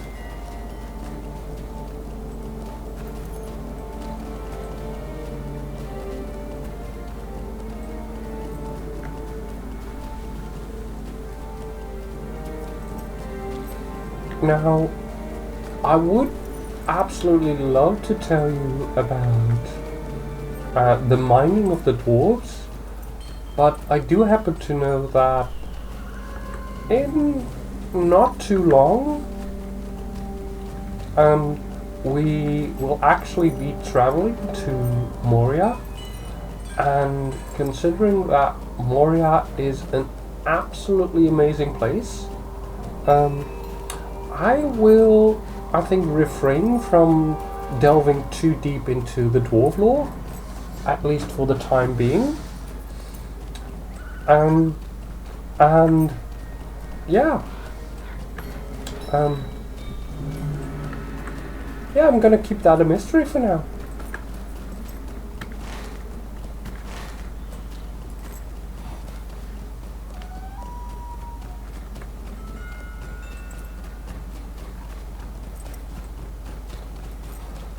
I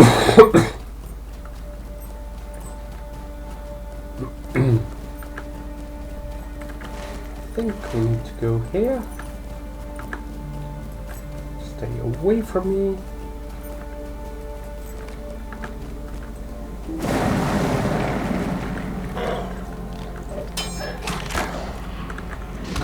Oh dear.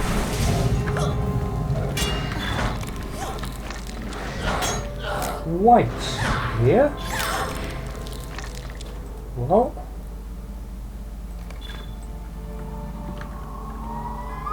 Well, we found what we were looking for. So return to glow and we do.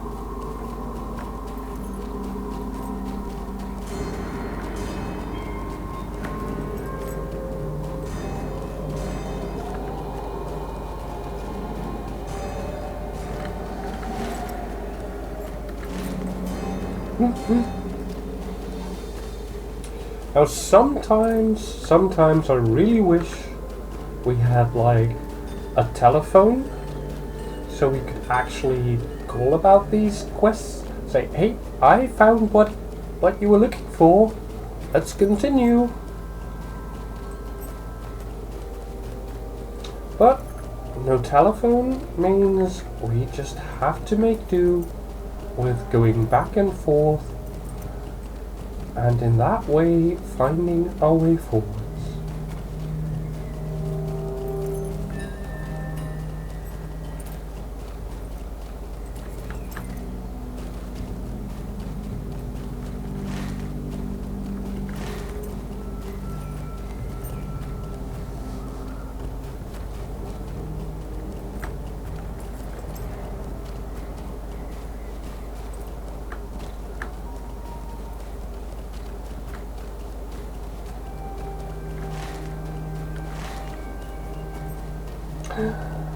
Min, welcome! You finally made your way over here. Yay! How are you today? No, darling. Whites! Surely this is the doing of the rider. And that sigil you found on one of them, I can tell that it is an artifact of evil, but its true meaning is beyond me. Perhaps it is time we ask for help from Master Elrond. Welcome. You have come at a most I am a fortuitous master time. of earth, stone and axelane, not of these fell whites and evil artifacts.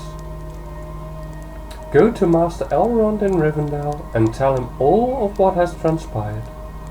He will be able to tell you what should be done next. Okay, back to Rivendell. What do Go. you need?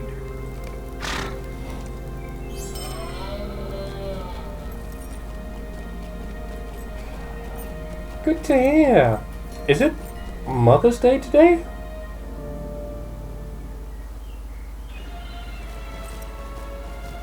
Second Sunday of May? Yeah, it is Mother's Day. Yep. I completely missed that. But nice. But dinner you say? At like 12? Do you have dinner at noon? How can I be of service?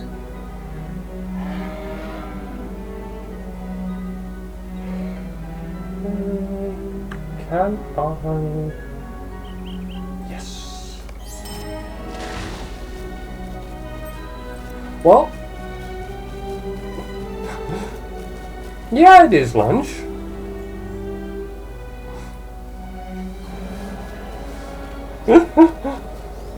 I mean, in many cultures, people have like a hot food for lunch, so whether lunch is hot or cold does not have any bearing on the name of the time frame. Like, for example, breakfast is always in the morning. Then there's this thing called brunch, which is kind of a bit of a an amalgamation between breakfast and lunch, which generally is taken between about 11 to 1-ish. And then there's lunch, which is from 12 to 2-ish. And then we've got dinner and supper, which for most people mean pretty much the same thing. Don't tell that to any British people though, because they will tear me a new one. But dinner is generally taken at around 5 to 7.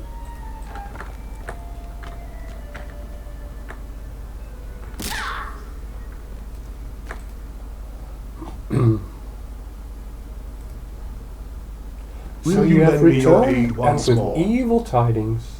This is the mark of a Gaunt Lord. Perhaps you have seen one before. Sometimes Gaunt Lords use these sigils to summon the fell spirit that animates the white. The sigil you have brought is a mark of Drugoth the Black, a powerful Gaunt Lord. As for what drew the Nazgul and the Gaunt Lord to Helagrod, I fear I now know what they seek. Dark days are coming. Good to know indeed. But it doesn't really matter whether you call it lunch or dinner or brunch or whatever, as long as you've had a good time, right? And, not unimportant, as long as the food was good. What the Nazgul seeks has become apparent to me then. Glowin told you of the fall of Helagrod, I expect. Durin, the 5th such dwarf to bear that name, slew the dragon Thorog but perished during the battle alongside most of his company. When it became clear that Helagrod was a place of evil and their attempts to restore it futile, the dwarves removed the riches from the treasury and left the dragon's body to moulder. However, I fear the cold and ice of Orod Lostor may have preserved the body of the dragon far longer than any would have thought. Even after death and the passage of so many years, the body of Thorog would possess much power. I fear that Drugoth the Gaunt Lord might use his arts to place some spirit within that corpse, raising the most terrible of wights to the service of Angmar. Favorite Asian place? Food was amazing. Curry done well is like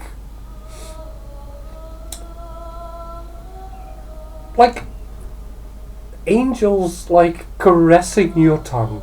That is good. That is really good. Gaming. Yeah, comfort food. I wholeheartedly agree. I mean, for me that is lasagna. I absolutely loved lasagna. And if I do say so myself, I do make a very good lasagna myself. How my gaming is going? Well, we're getting on. I've been streaming so much this past week. It's incredible. And yeah, I absolutely love it. And I really hope I can do this for quite some time to come. Especially considering that I would love to finish my Lord of the Rings lore deep dive at some point.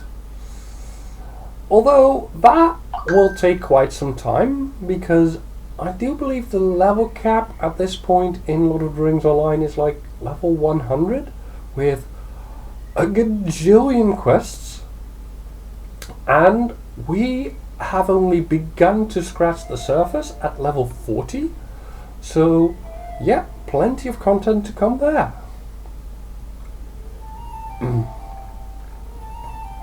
A dragon white within reach of Imladris is too grave a threat to be ignored.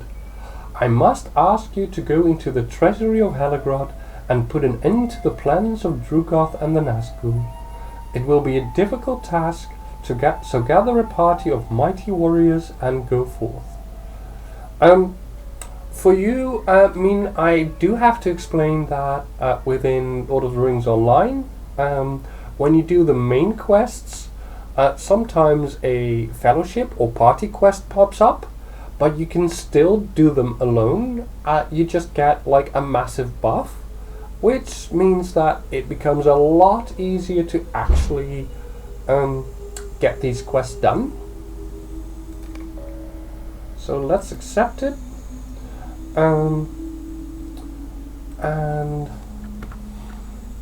how do I go there? I simply have to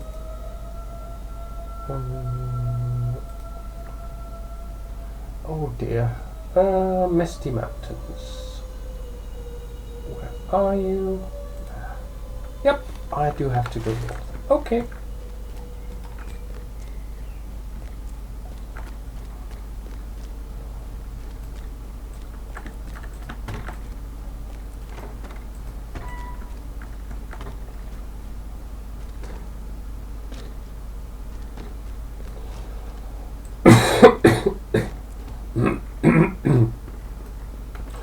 Also, just look at the architecture here. Oh, this is definitely a classic MMO. But isn't this absolutely gorgeous?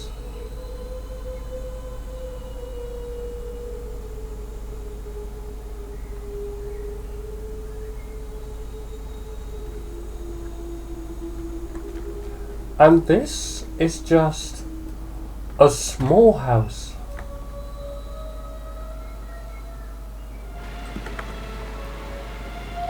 Well, small. It's not exactly small. Like, there are a lot of elves who live there. Yeah. I don't know, how versed are you within the lore of Lord of the Rings? Hail, friend, and well met. Stables. Oh god, I love this elk. I want that one. You watch the movies. Well, that will give you at least a basic understanding. Yeah, I really want one for a mount. How can I be of service? But I'm afraid that will be out of the question for some time. Misty Mountains. There we go.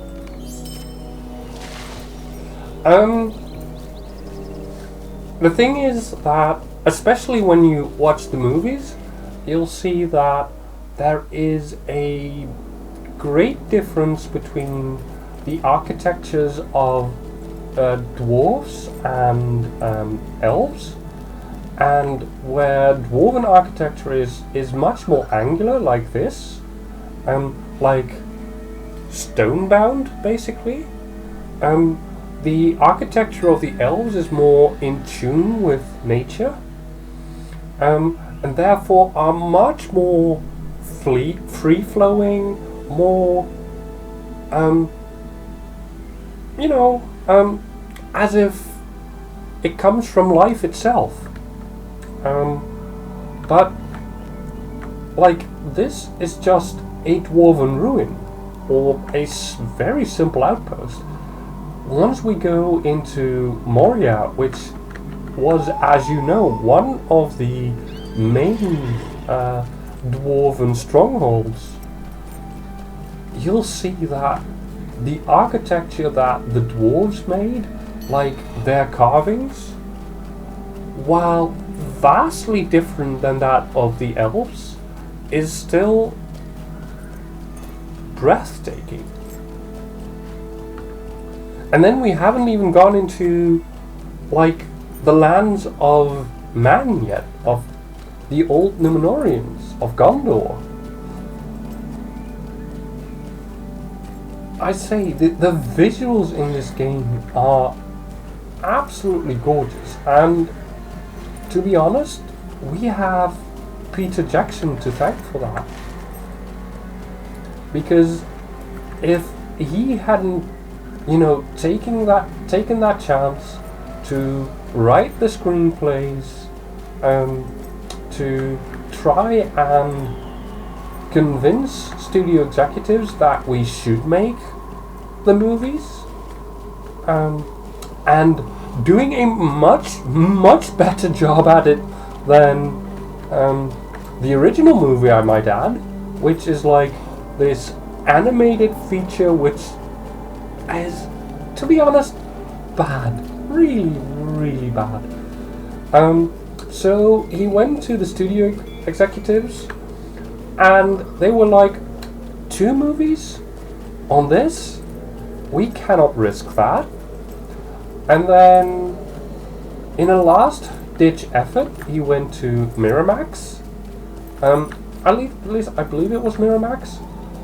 And they talked for a while, and the main executive was like, 2 movies? Most definitely not. That is out of the question. This should be 3 movies. Has enlisted the aid of the god Lord Drogoth to instill a fell spirit into the frozen corpse of the ancient dragon Thorog and raise the beast once more as a wight. Little time remains to stop their evil plans. I like these kind of narratives here and there. But anyways, as I was saying, so the executives at Miramax, I believe, they were like, nope, you have to make 3. And so Peter Jackson and Hobbit was a hot mess. But let's face it, like The Lord of the Rings, the books are, if you take out the appendices, about 1,200 pages. So putting that into 3 movies, it still lost some of its like context and a lot of story. But I will also say that when translating books to movies, you kind of have to, because the pacing in the books is atrocious. Tolkien was a prolific writer, and he could, like, at my old high school, there was this, we had 4 pages of, famous people writing about why the chicken crossed the road. Tolkien's was more of an essay. It was a page long describing what the other side of the road looked like and why that would be like really nice for the chicken to go to, and then told about an entire journey to get to the road and then to cross the road and the journey into the fields beyond. Tolkien could write, he loved to describe the scenery. And to me personally, I absolutely love that, because that will, bring your own imagination to life. And that is the one thing that Peter Jackson did with the Lord of the Rings movies, was bring that, that vision to us in the best way possible. I mean, even now, I cannot imagine what Aragorn looked like in my own imagination. Aragorn is Viggo Mortensen. And all the characters in Lord of the Rings were absolute bang on amazingly cast. There is no... Oh god, I can't even describe it. It was so good. But yeah, when we talk about The Hobbit, like, instead of pruning things out that didn't add to the story as much as needed for pacing and all that kind of things, is much more important in movies than it is in books. Instead, in The Hobbit, they added to it, and in the worst way possible. Like, this whole love triangle thing between, what was her name, Lariel or something? Between one of the dwarves and Legolas. Oh my god, don't get me started on that. That was bad. Real bad. Yeah. Having said that, however, I have been streaming for more than 2 hours and I do need a small break.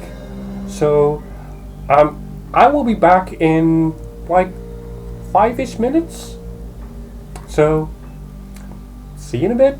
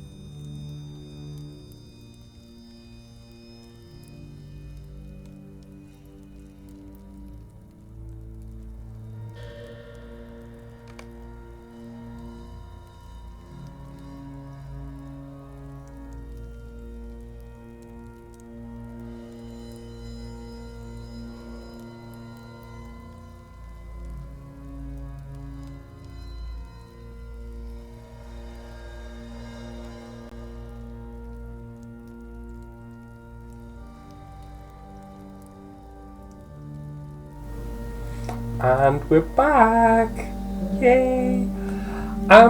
We are just about to venture into Hellegrod and see if we can do something about this dragon, Thorog, I believe.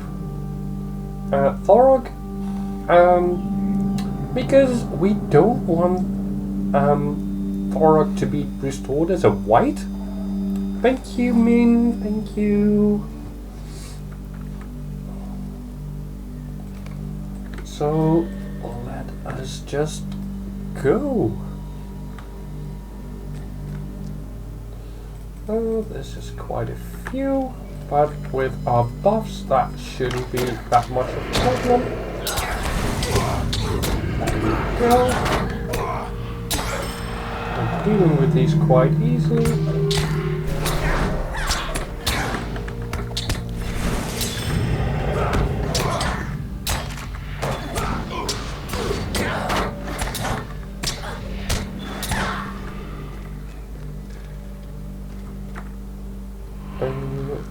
Where? Oh, there are the stairs. Okay.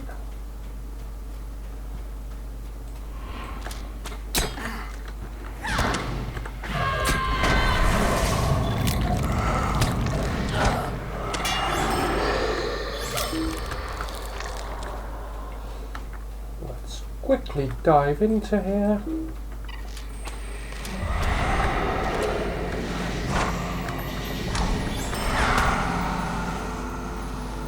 Don't think we need to get rid of all of these. I'm just going to ignore what I can and delve as deep as I can as quickly as I can.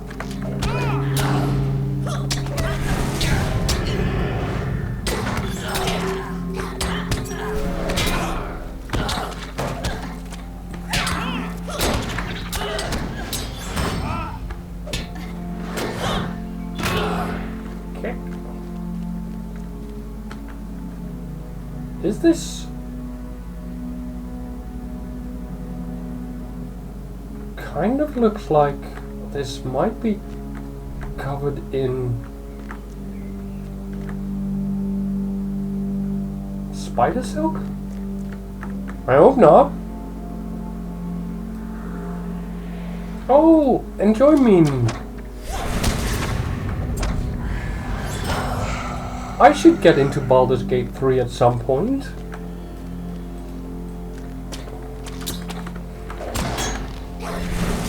It seems like such a great game.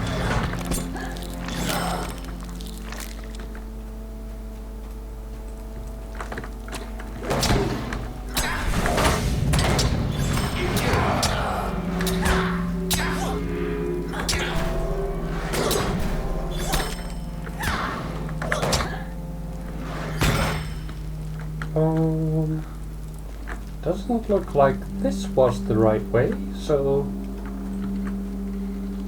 let's go back.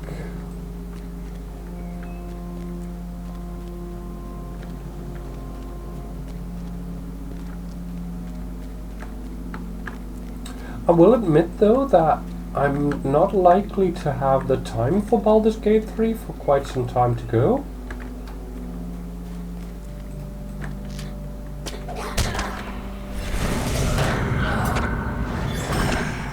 Because, well, alongside with my Lord of the Rings playthrough, I'm currently also doing a story-based Final Fantasy 6, hear me blather, Final Fantasy 14 playthrough. And I've been playing like a lot of that in the past couple of days. Where am I supposed to go? Examine the obelisk.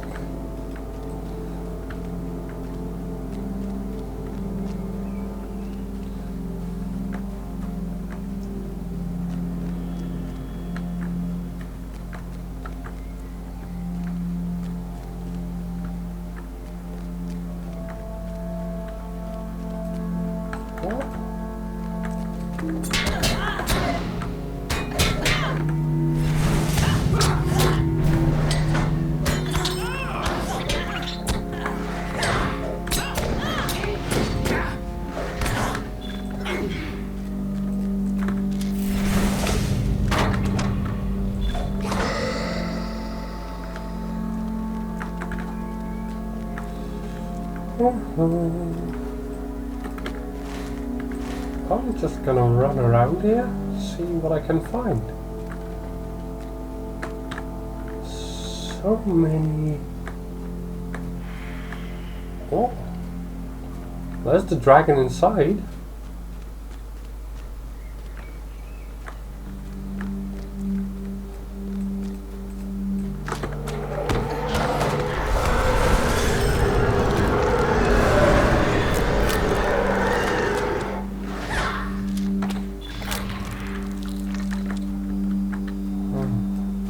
It's not here.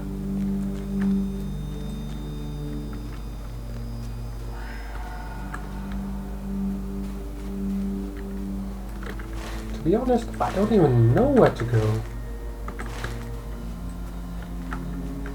Well, let's just continue our exploration then.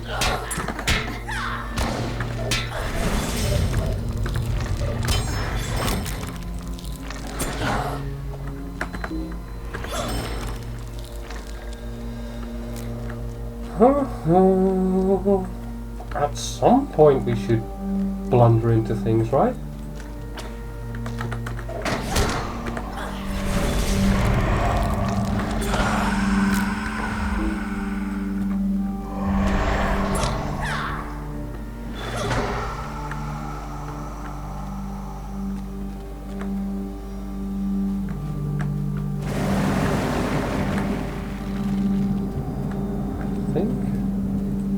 Is this the place? I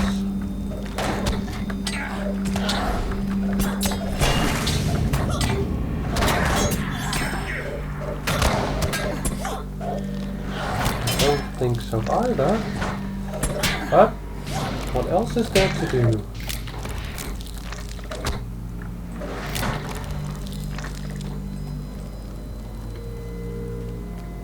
Nope.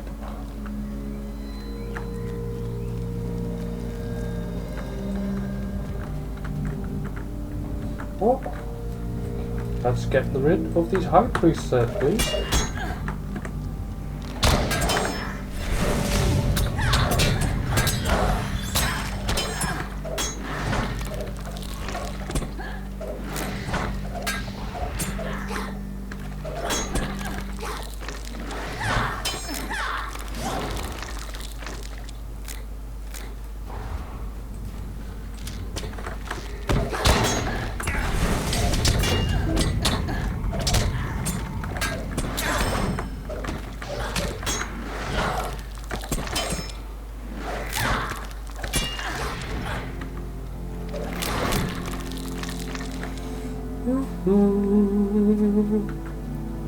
Not here either.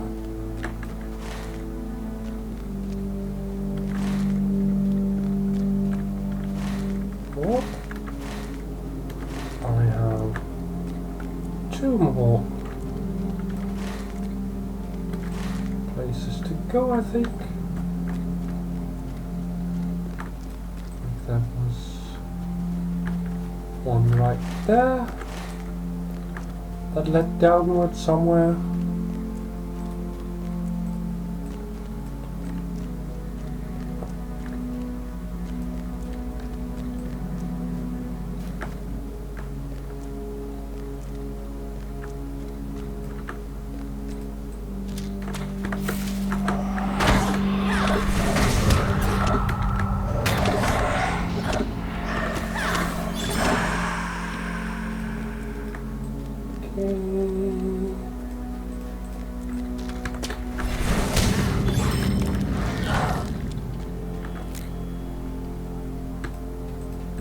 Well, not here either.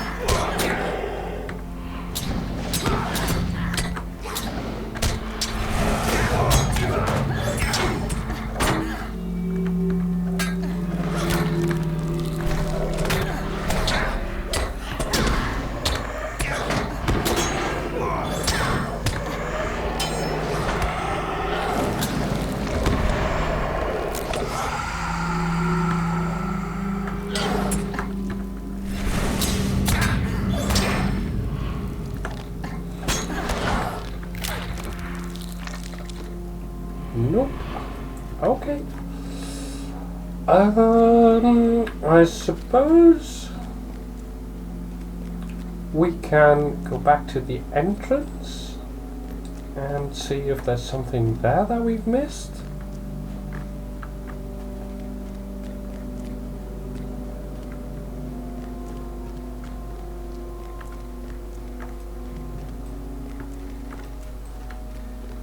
Because we do need to get in there somehow.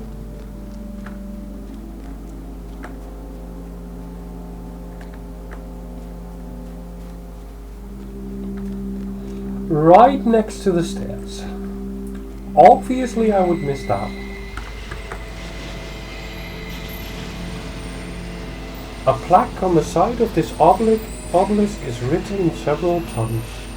It reads, I, Durin, Lord of Khazad-dûm, have delved this vault with the aid of the Gwaithri Maidan. To protect the great riches found here, there are obelisks crafted by the arts of elves as a token of friendship. Only those who invoke the name of the Skorgrím may pass. 3 times 3 are the obelisks, and 3 times must you speak. Okay. Also, I was gonna say this before the quest name gave it away. Elborath is the Valar, which is the second strongest Valar. She is the wife of Manwë, who is the strongest. But Elborath, also called Gilthoniel, I believe, in the Elven tongue, is the one who, after the fall of the 2 lamps, kindled the stars in the night sky so that the world of Middle-earth would not be in total darkness the entire time. The thing is, when the world was first created, and I am going a little bit into the origin story and the creation story a little bit, is that the Valar crafted 2 like huge pillars upon which flames were crafted that were set upon what is essentially the North and the South Pole, that lit the entire world of Middle-earth. And for a long time they dwelled upon that earth and shaped it, and just before the elves were to awake, like for the very first time, Melkor broke the 2 lamps. He was still Melkor then. Later he was called Morgoth, the great enemy. But at first, so he broke that, and Elborath, or Vada, as she's much more commonly known, has had like this idea that the elves should not be born into darkness. So she set about the labor of crafting the stars, and this is incidentally also why the elves, even to this day, love to journey under the stars, because that is the first thing they saw when they woke as a race. So let us find, I think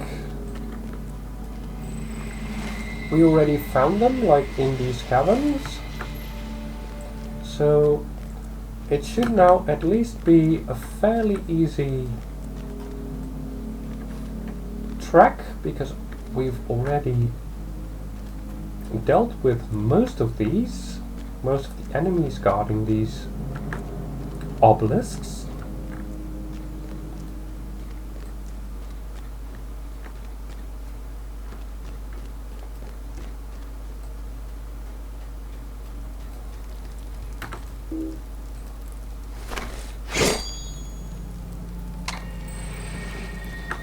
Elbereth light the way.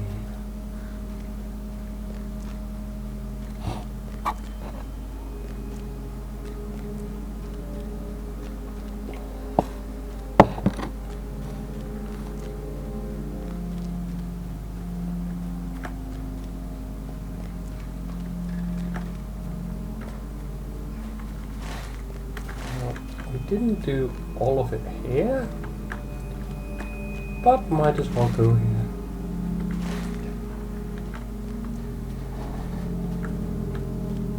See if that has an obelisk here. And indeed there was not. That is why we didn't clear this room, because it didn't seem like anything of value could be here.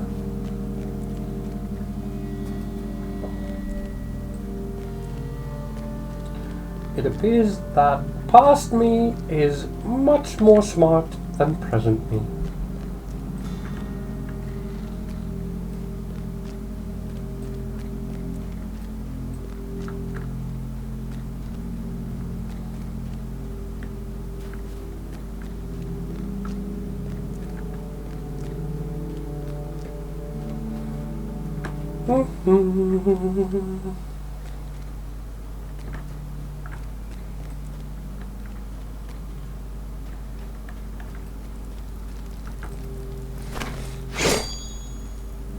Elbereth light the way.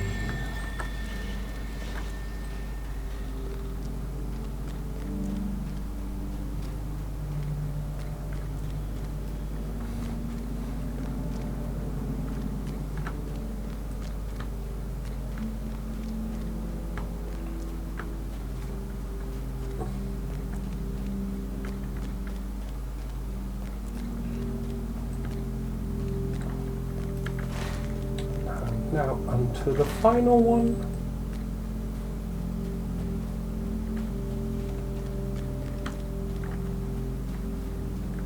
And I do know that I've missed an opening here, but considering that I knew that I already found 3 of those obelisks, or at least like stone, well, basically yeah, stone outcroppings, stone statues. Oh. I thought it was unlikely that I would need the next one as well. And the Nazgul's plans. Well, all we need to go do is not run into a wall. As I said, President Elaine is not as smart as I would hope her to be. Anyways, run back to the main chamber and we'll probably find that those gates which were blocking the way are now open.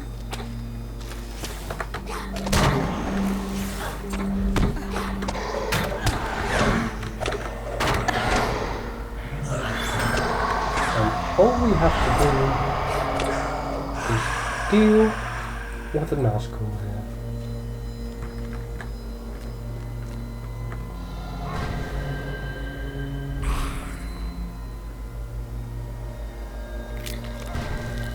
Uh-oh.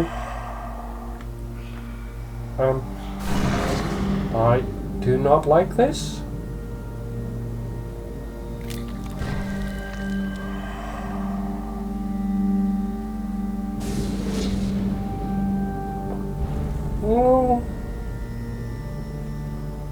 The dragon must have been preserved by the ice.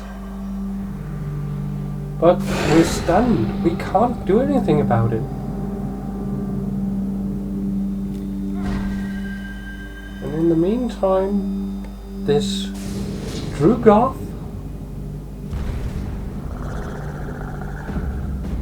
Oh god. He succeeded. This is not good.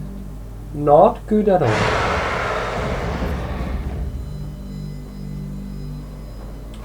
I will say that the main reason why Gandalf set Thorin and the dwarves upon the road that would lead them to Erebor was because he knew that the war for the ring was about to start, and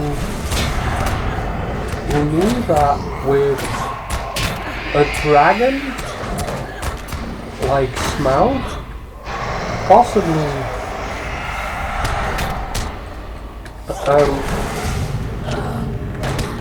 threatening the north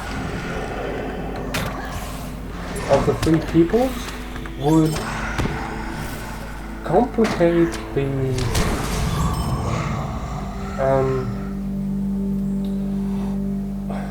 the war in such a bad manner that Smaug just had to be eliminated. Where do we need to go? There, I believe. So we have to go this way and make our way out of this dungeon.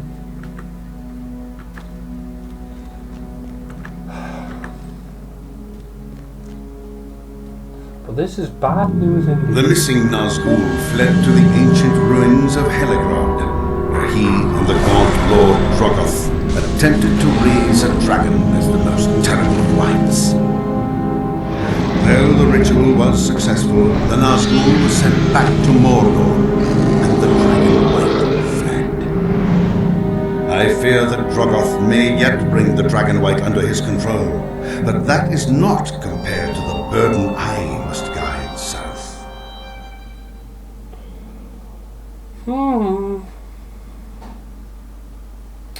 Yep. One dragon down, one more up.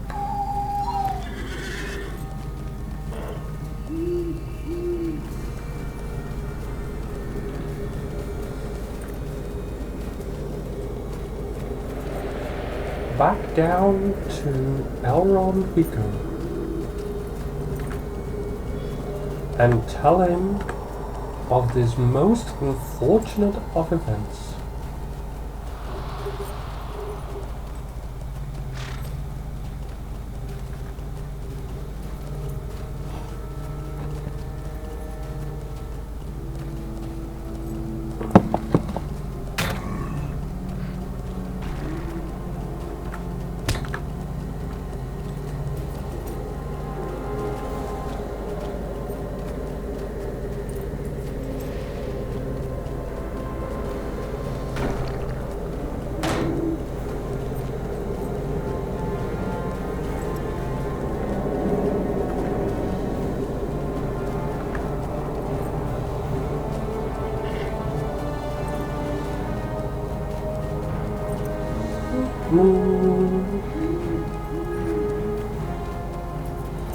Almost there at Glowing's outpost.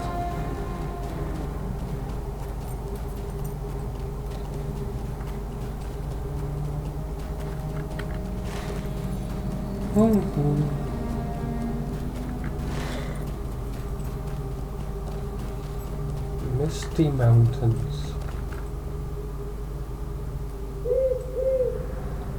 Yep. True to their name. Covered in mist. That's how high their peaks are.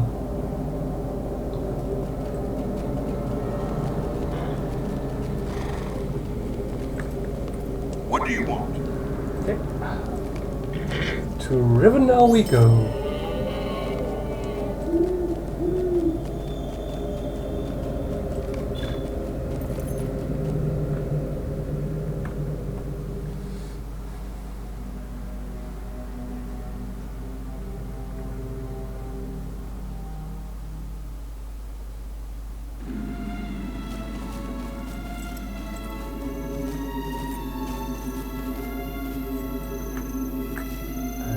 on to Megovanen. last only home.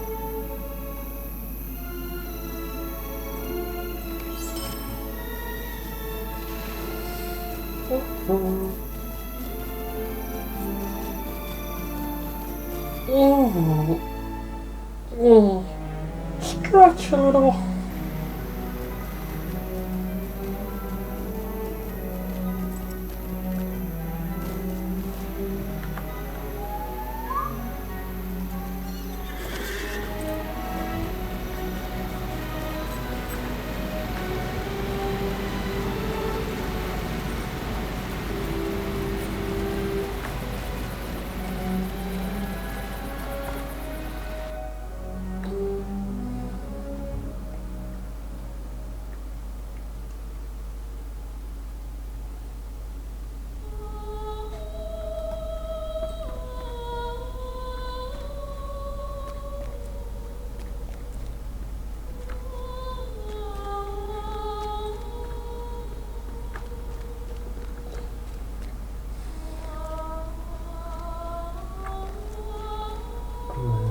Quickly turn in some relic fragments now that we're here before talking to Master Elrond.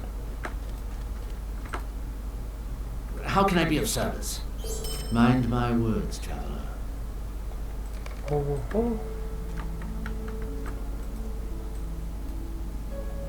Okay, display table. Okay. Near the original guy we took some relics to.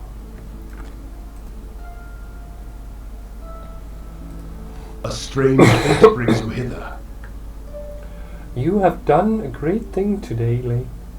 Few have faced the might of a Nazgul and lived to tell the tale, and fewer still can claim to do so more than once. Fortunately, the waters of the Brunnen and your pursuit of him weakened him to the extent that you could defeat him and send him back to Mordor. He will not spend as long recovering from this wound as you did after Daggerlad, but his recovery will be through the dark arts of Sauron, and the less said of them, the better. As for the matter of the dragon, it would appear that although the ritual was partially successful, the Dragon White is not fully under the control of Drugoth.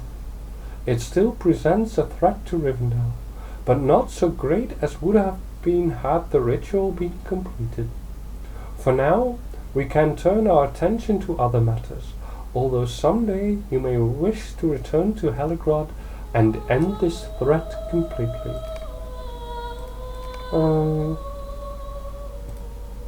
Let's see. Yep. Will you lend me your aid once more? Book 6. Forward. Turning to the north. I would wish you to remain here away from the troubles of the world, but alas, the enemy does not rest, and so neither can we. Angmar grows in power with each passing day, and without a means to stem its evil, we have no hope of winning this war. Speak with Aragorn. He waits for you in one of the guest rooms along the road that winds up the southern slope of the Vale of Imladris. Shall do.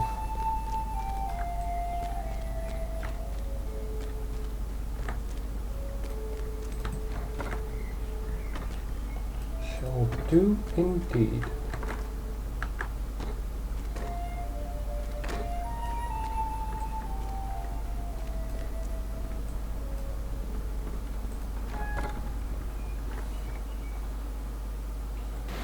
Now I also have this vase to place that was reassembled from the relic pieces that we gathered.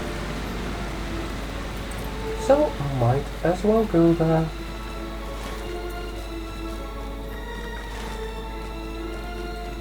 It's more or less on the way.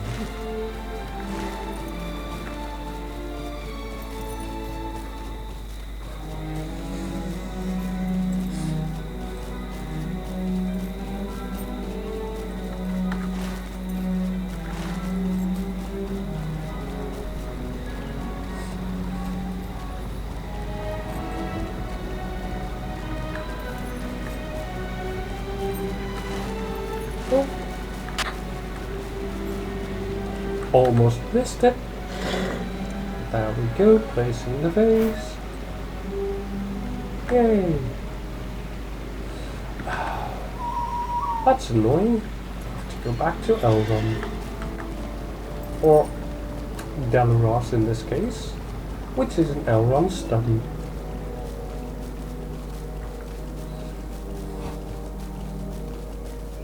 Sometimes these back and forths are really annoying. But we deal with them as we need to.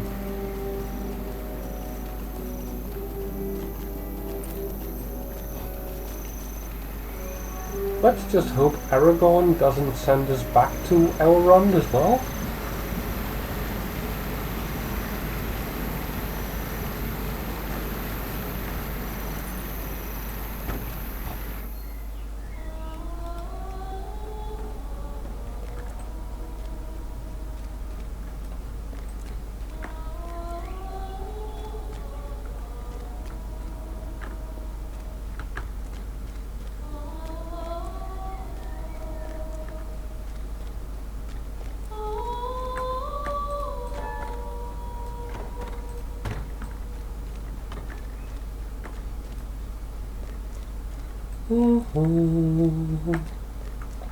Okay. What do you need? Rune shard? Nah.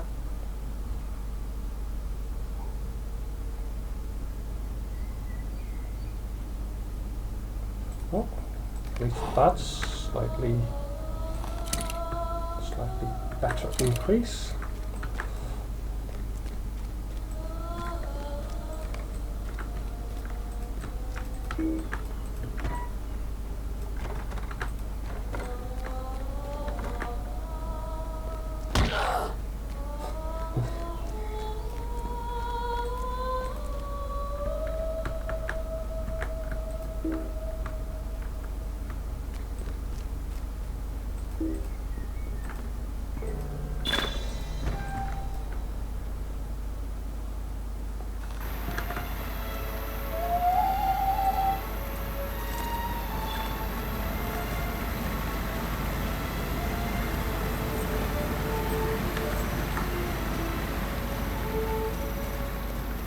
On to Aragorn we go.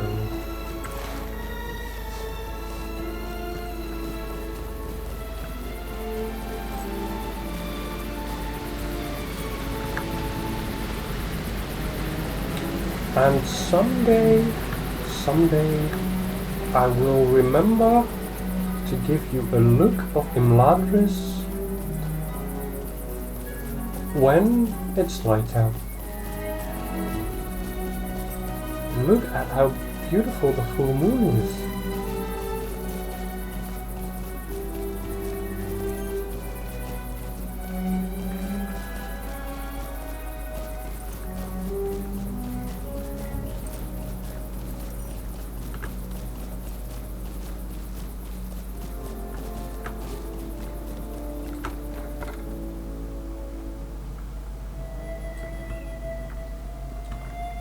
Aragorn, It is time to turn our eyes north. with matters in hand here, it is time to turn our attention to the north. Will you stay a moment? I must speak with you. Hail and well met, Elaine. It is well that you have come. This morning a falcon arrived, bearing a message for me from Esteldin, the hidden refuge of my people in the North Downs. It would appear that another such bird came to Esteldin from the north, gravely wounded, bearing a message from one of my kinsmen we had believed long dead. I know little more, for the message to me was brief, but Dervan has asked me to come at once. My time here is short, and I cannot return now to confer with my people. My path lies to the south and to the east. Will you go to Esteldin in my stead, and learn what tidings have come there? Speak to Dervan, for it was he who sent the message to me. I fear that the news is grave, for Corunir was deemed lost years ago when his captain, Golodir, disobeyed my edict and took a company north into Angmar. They were never heard from again. It is a joy that Coronier lives, but what kept him from contacting us before now? Ooh. So we need to go to Skorgrím, which I think we can do quickly by way of our stable here in Rivendell.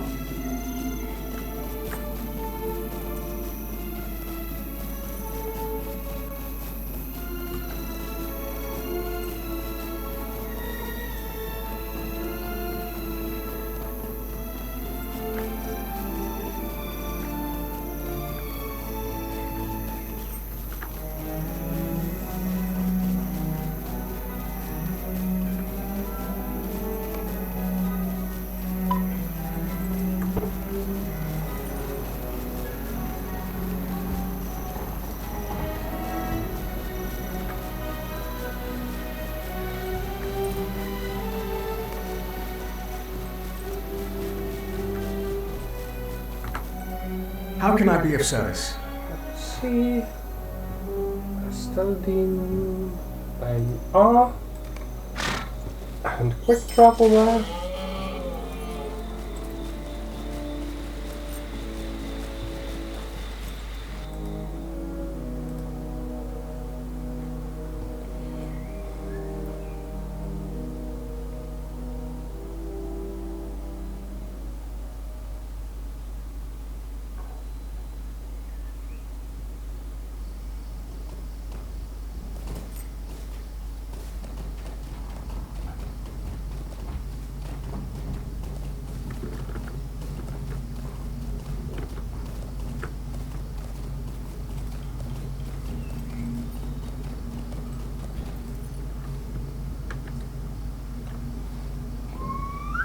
Wait a little for my graphics to catch up.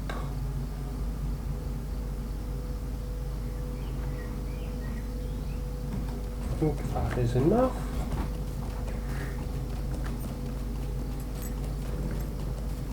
Let's have a chat with Devon.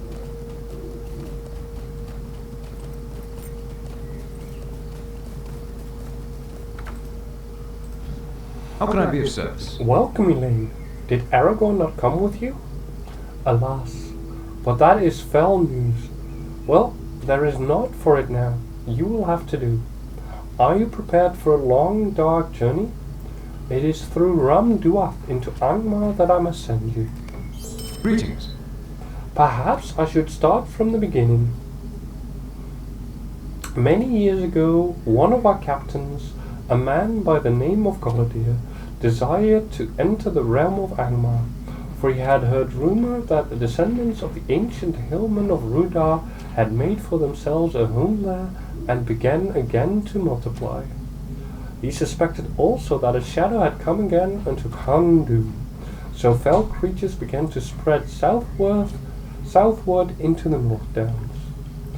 Aragorn forbade any to go there, for that land still had an ill name, though it has been barren for hundreds of years. Nevertheless, Golodir gathered those who would go with him and passed out of our memory, until a few weeks ago. A wounded falcon arrived, bearing a message from Coronier, one of Golodir's company, stating that he has been dwelling at a place called Ogar, village of the hillmen, somewhere north of Ram-Duath. Will you go there and speak with Coronier? The urgency of his message makes me fear what has come to pass. I deem we have not yet seen the darkest times. Yes, I think we can do. And I also think it is a good thing that we already went up north there. And I'm not sure whether I did that between streams, but we had this quick go there quest a while ago. What do you need? So, yeah, we should be able to go there real quick.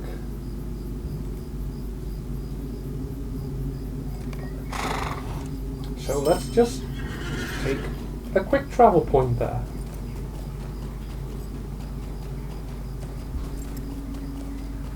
And there we go.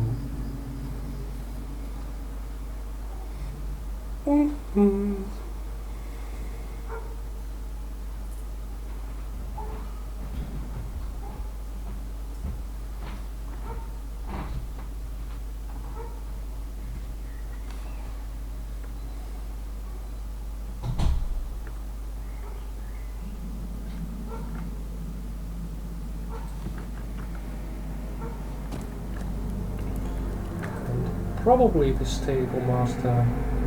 No, cannot take us further on. To the unwary. Oh God, where are we? Where on earth are we?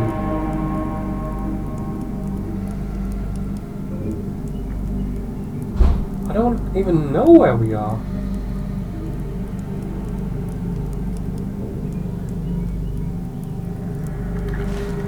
What?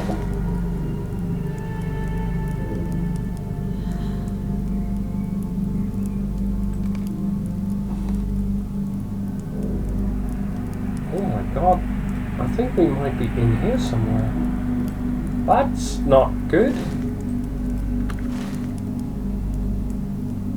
Quathranost. Quathranost?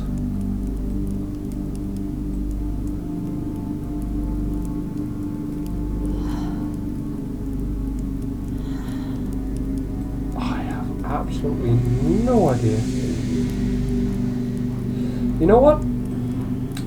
I will just take the quick travel point back to The Estelle. yields of Angmar are not friendly to the unwary. And take a regular horse up north.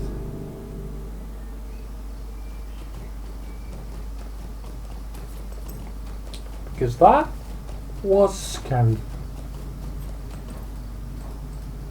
How can I be of service? There we go.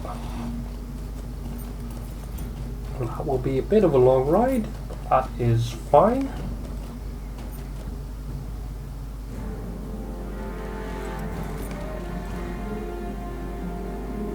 Oh, was still? Did I take the same path again? I did. Will you be so Well, burn some coin then.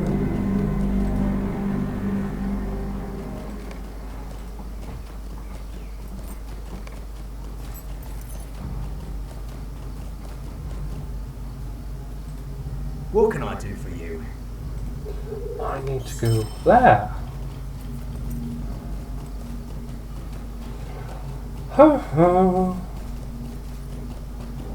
Okay, this time I took the right path for my hired horse to take.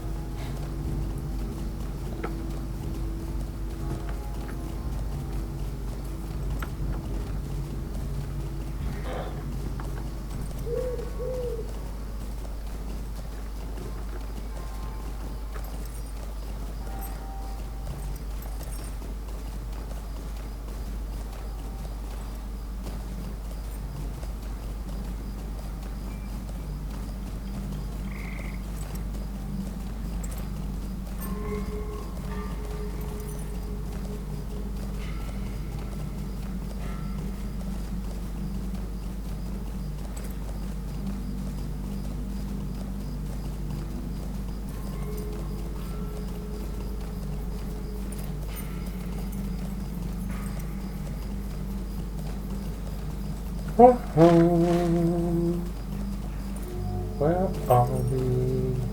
Oh, we're over there, so that means we are starting to get close.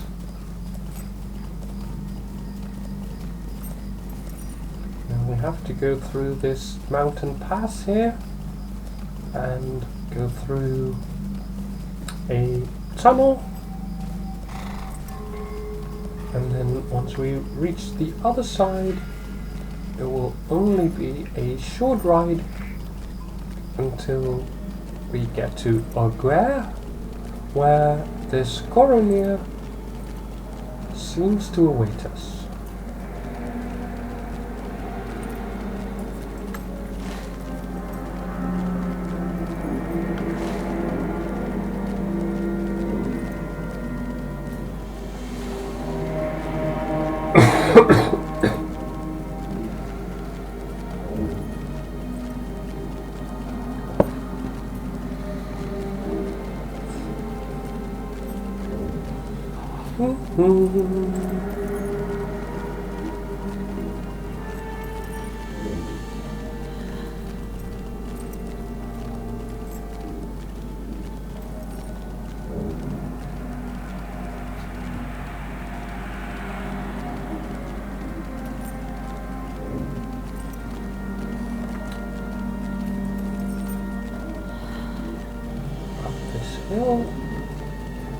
And I believe it should be just around the corner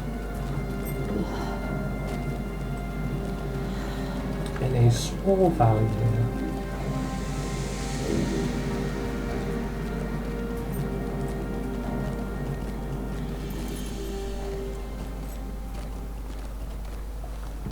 Skorgrím. Skorgrím is a little bit further north, it seems, inside this settlement.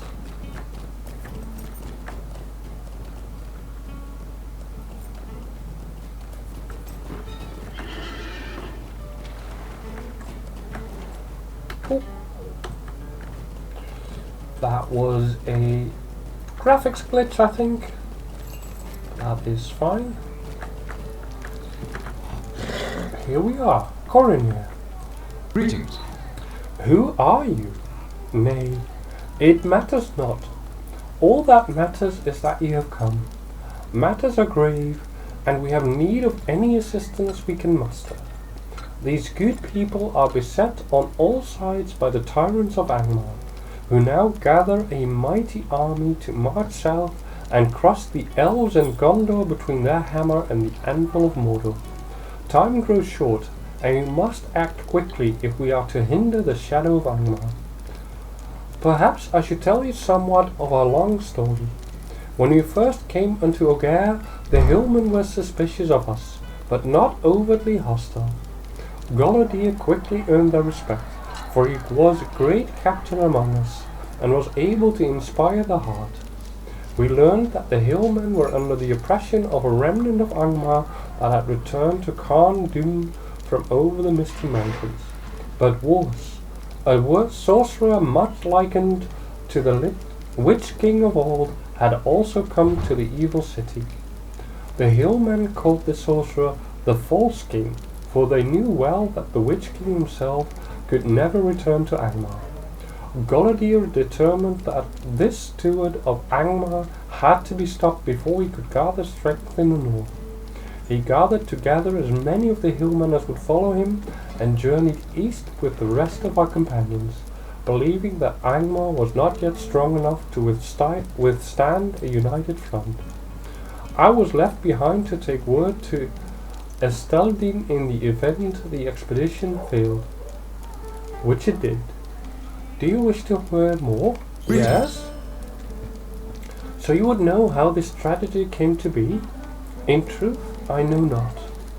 I do not know whether it was through some machination of the false king, or whether it was purely an evil chance. But our march was brought to an abrupt end. As we marched east, we found ourselves confronted by a vale filled with terrible statues. Ramas Delvo, the hillman called it. That same spirit of evil vigilance abode in the stones, there was no doubt, for we could all feel the oppression of them. It was here that Golodir bade me remain. As the host passed through the stones, it became clear why the hillmen feared the valley so. When the last men crossed Ramas Delwyn, the watching stones through a terrible malaise of oppression, such that those men caught within it were stricken dead by the weight of it upon their hearts. I tried to pass the stones, but could not. Golodir bid me remain, and so I did. Days turned to months, then years, and still Golodir did not return. I knew I should have returned at once to Esteldine, but I could not abandon my captain. I tried vainly to cross Ramas Delawun until my very spirit was broken within me. At last I sent a message to Esteldine which brought you hither. We must learn the secret of Ramas Delawun, Elaine. Perhaps one of the many lesser stones which litter this land, especially near the camps of the Angmarim and Hillmen, will reveal that secret. Go to one of the lesser watching stones and take a rubbing of the runes found upon its base. Beware the fell and deadly stones, for they have too terrible a power. Now, as much as I'd like to continue this, also the fact that this quest has been is quite a bit above my level, and while I have absolutely no reason to believe I could not complete it, I also fear that continuing will at some point make me run into the fact that the next quest will be beyond my acceptable level, and therefore I think this is as good a time to call it quits as any.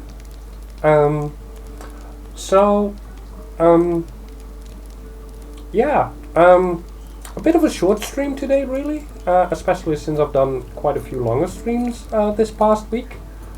But I also have a session of D&D coming up tonight, which I am DMing. So I actually do not mind having a little bit of time to prepare for that, as well as take some time to prepare some videos to upload to YouTube. So I am going to do a raid. Let me see who is available.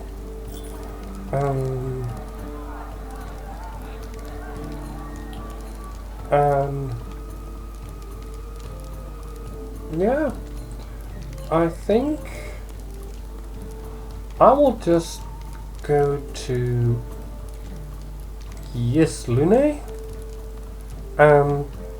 She is an amazing VTuber I've been following around for like ages, and she is currently playing a game which is, in my opinion, the best game that has come out in the past 25 years. So I hope you will enjoy. So let's do raid.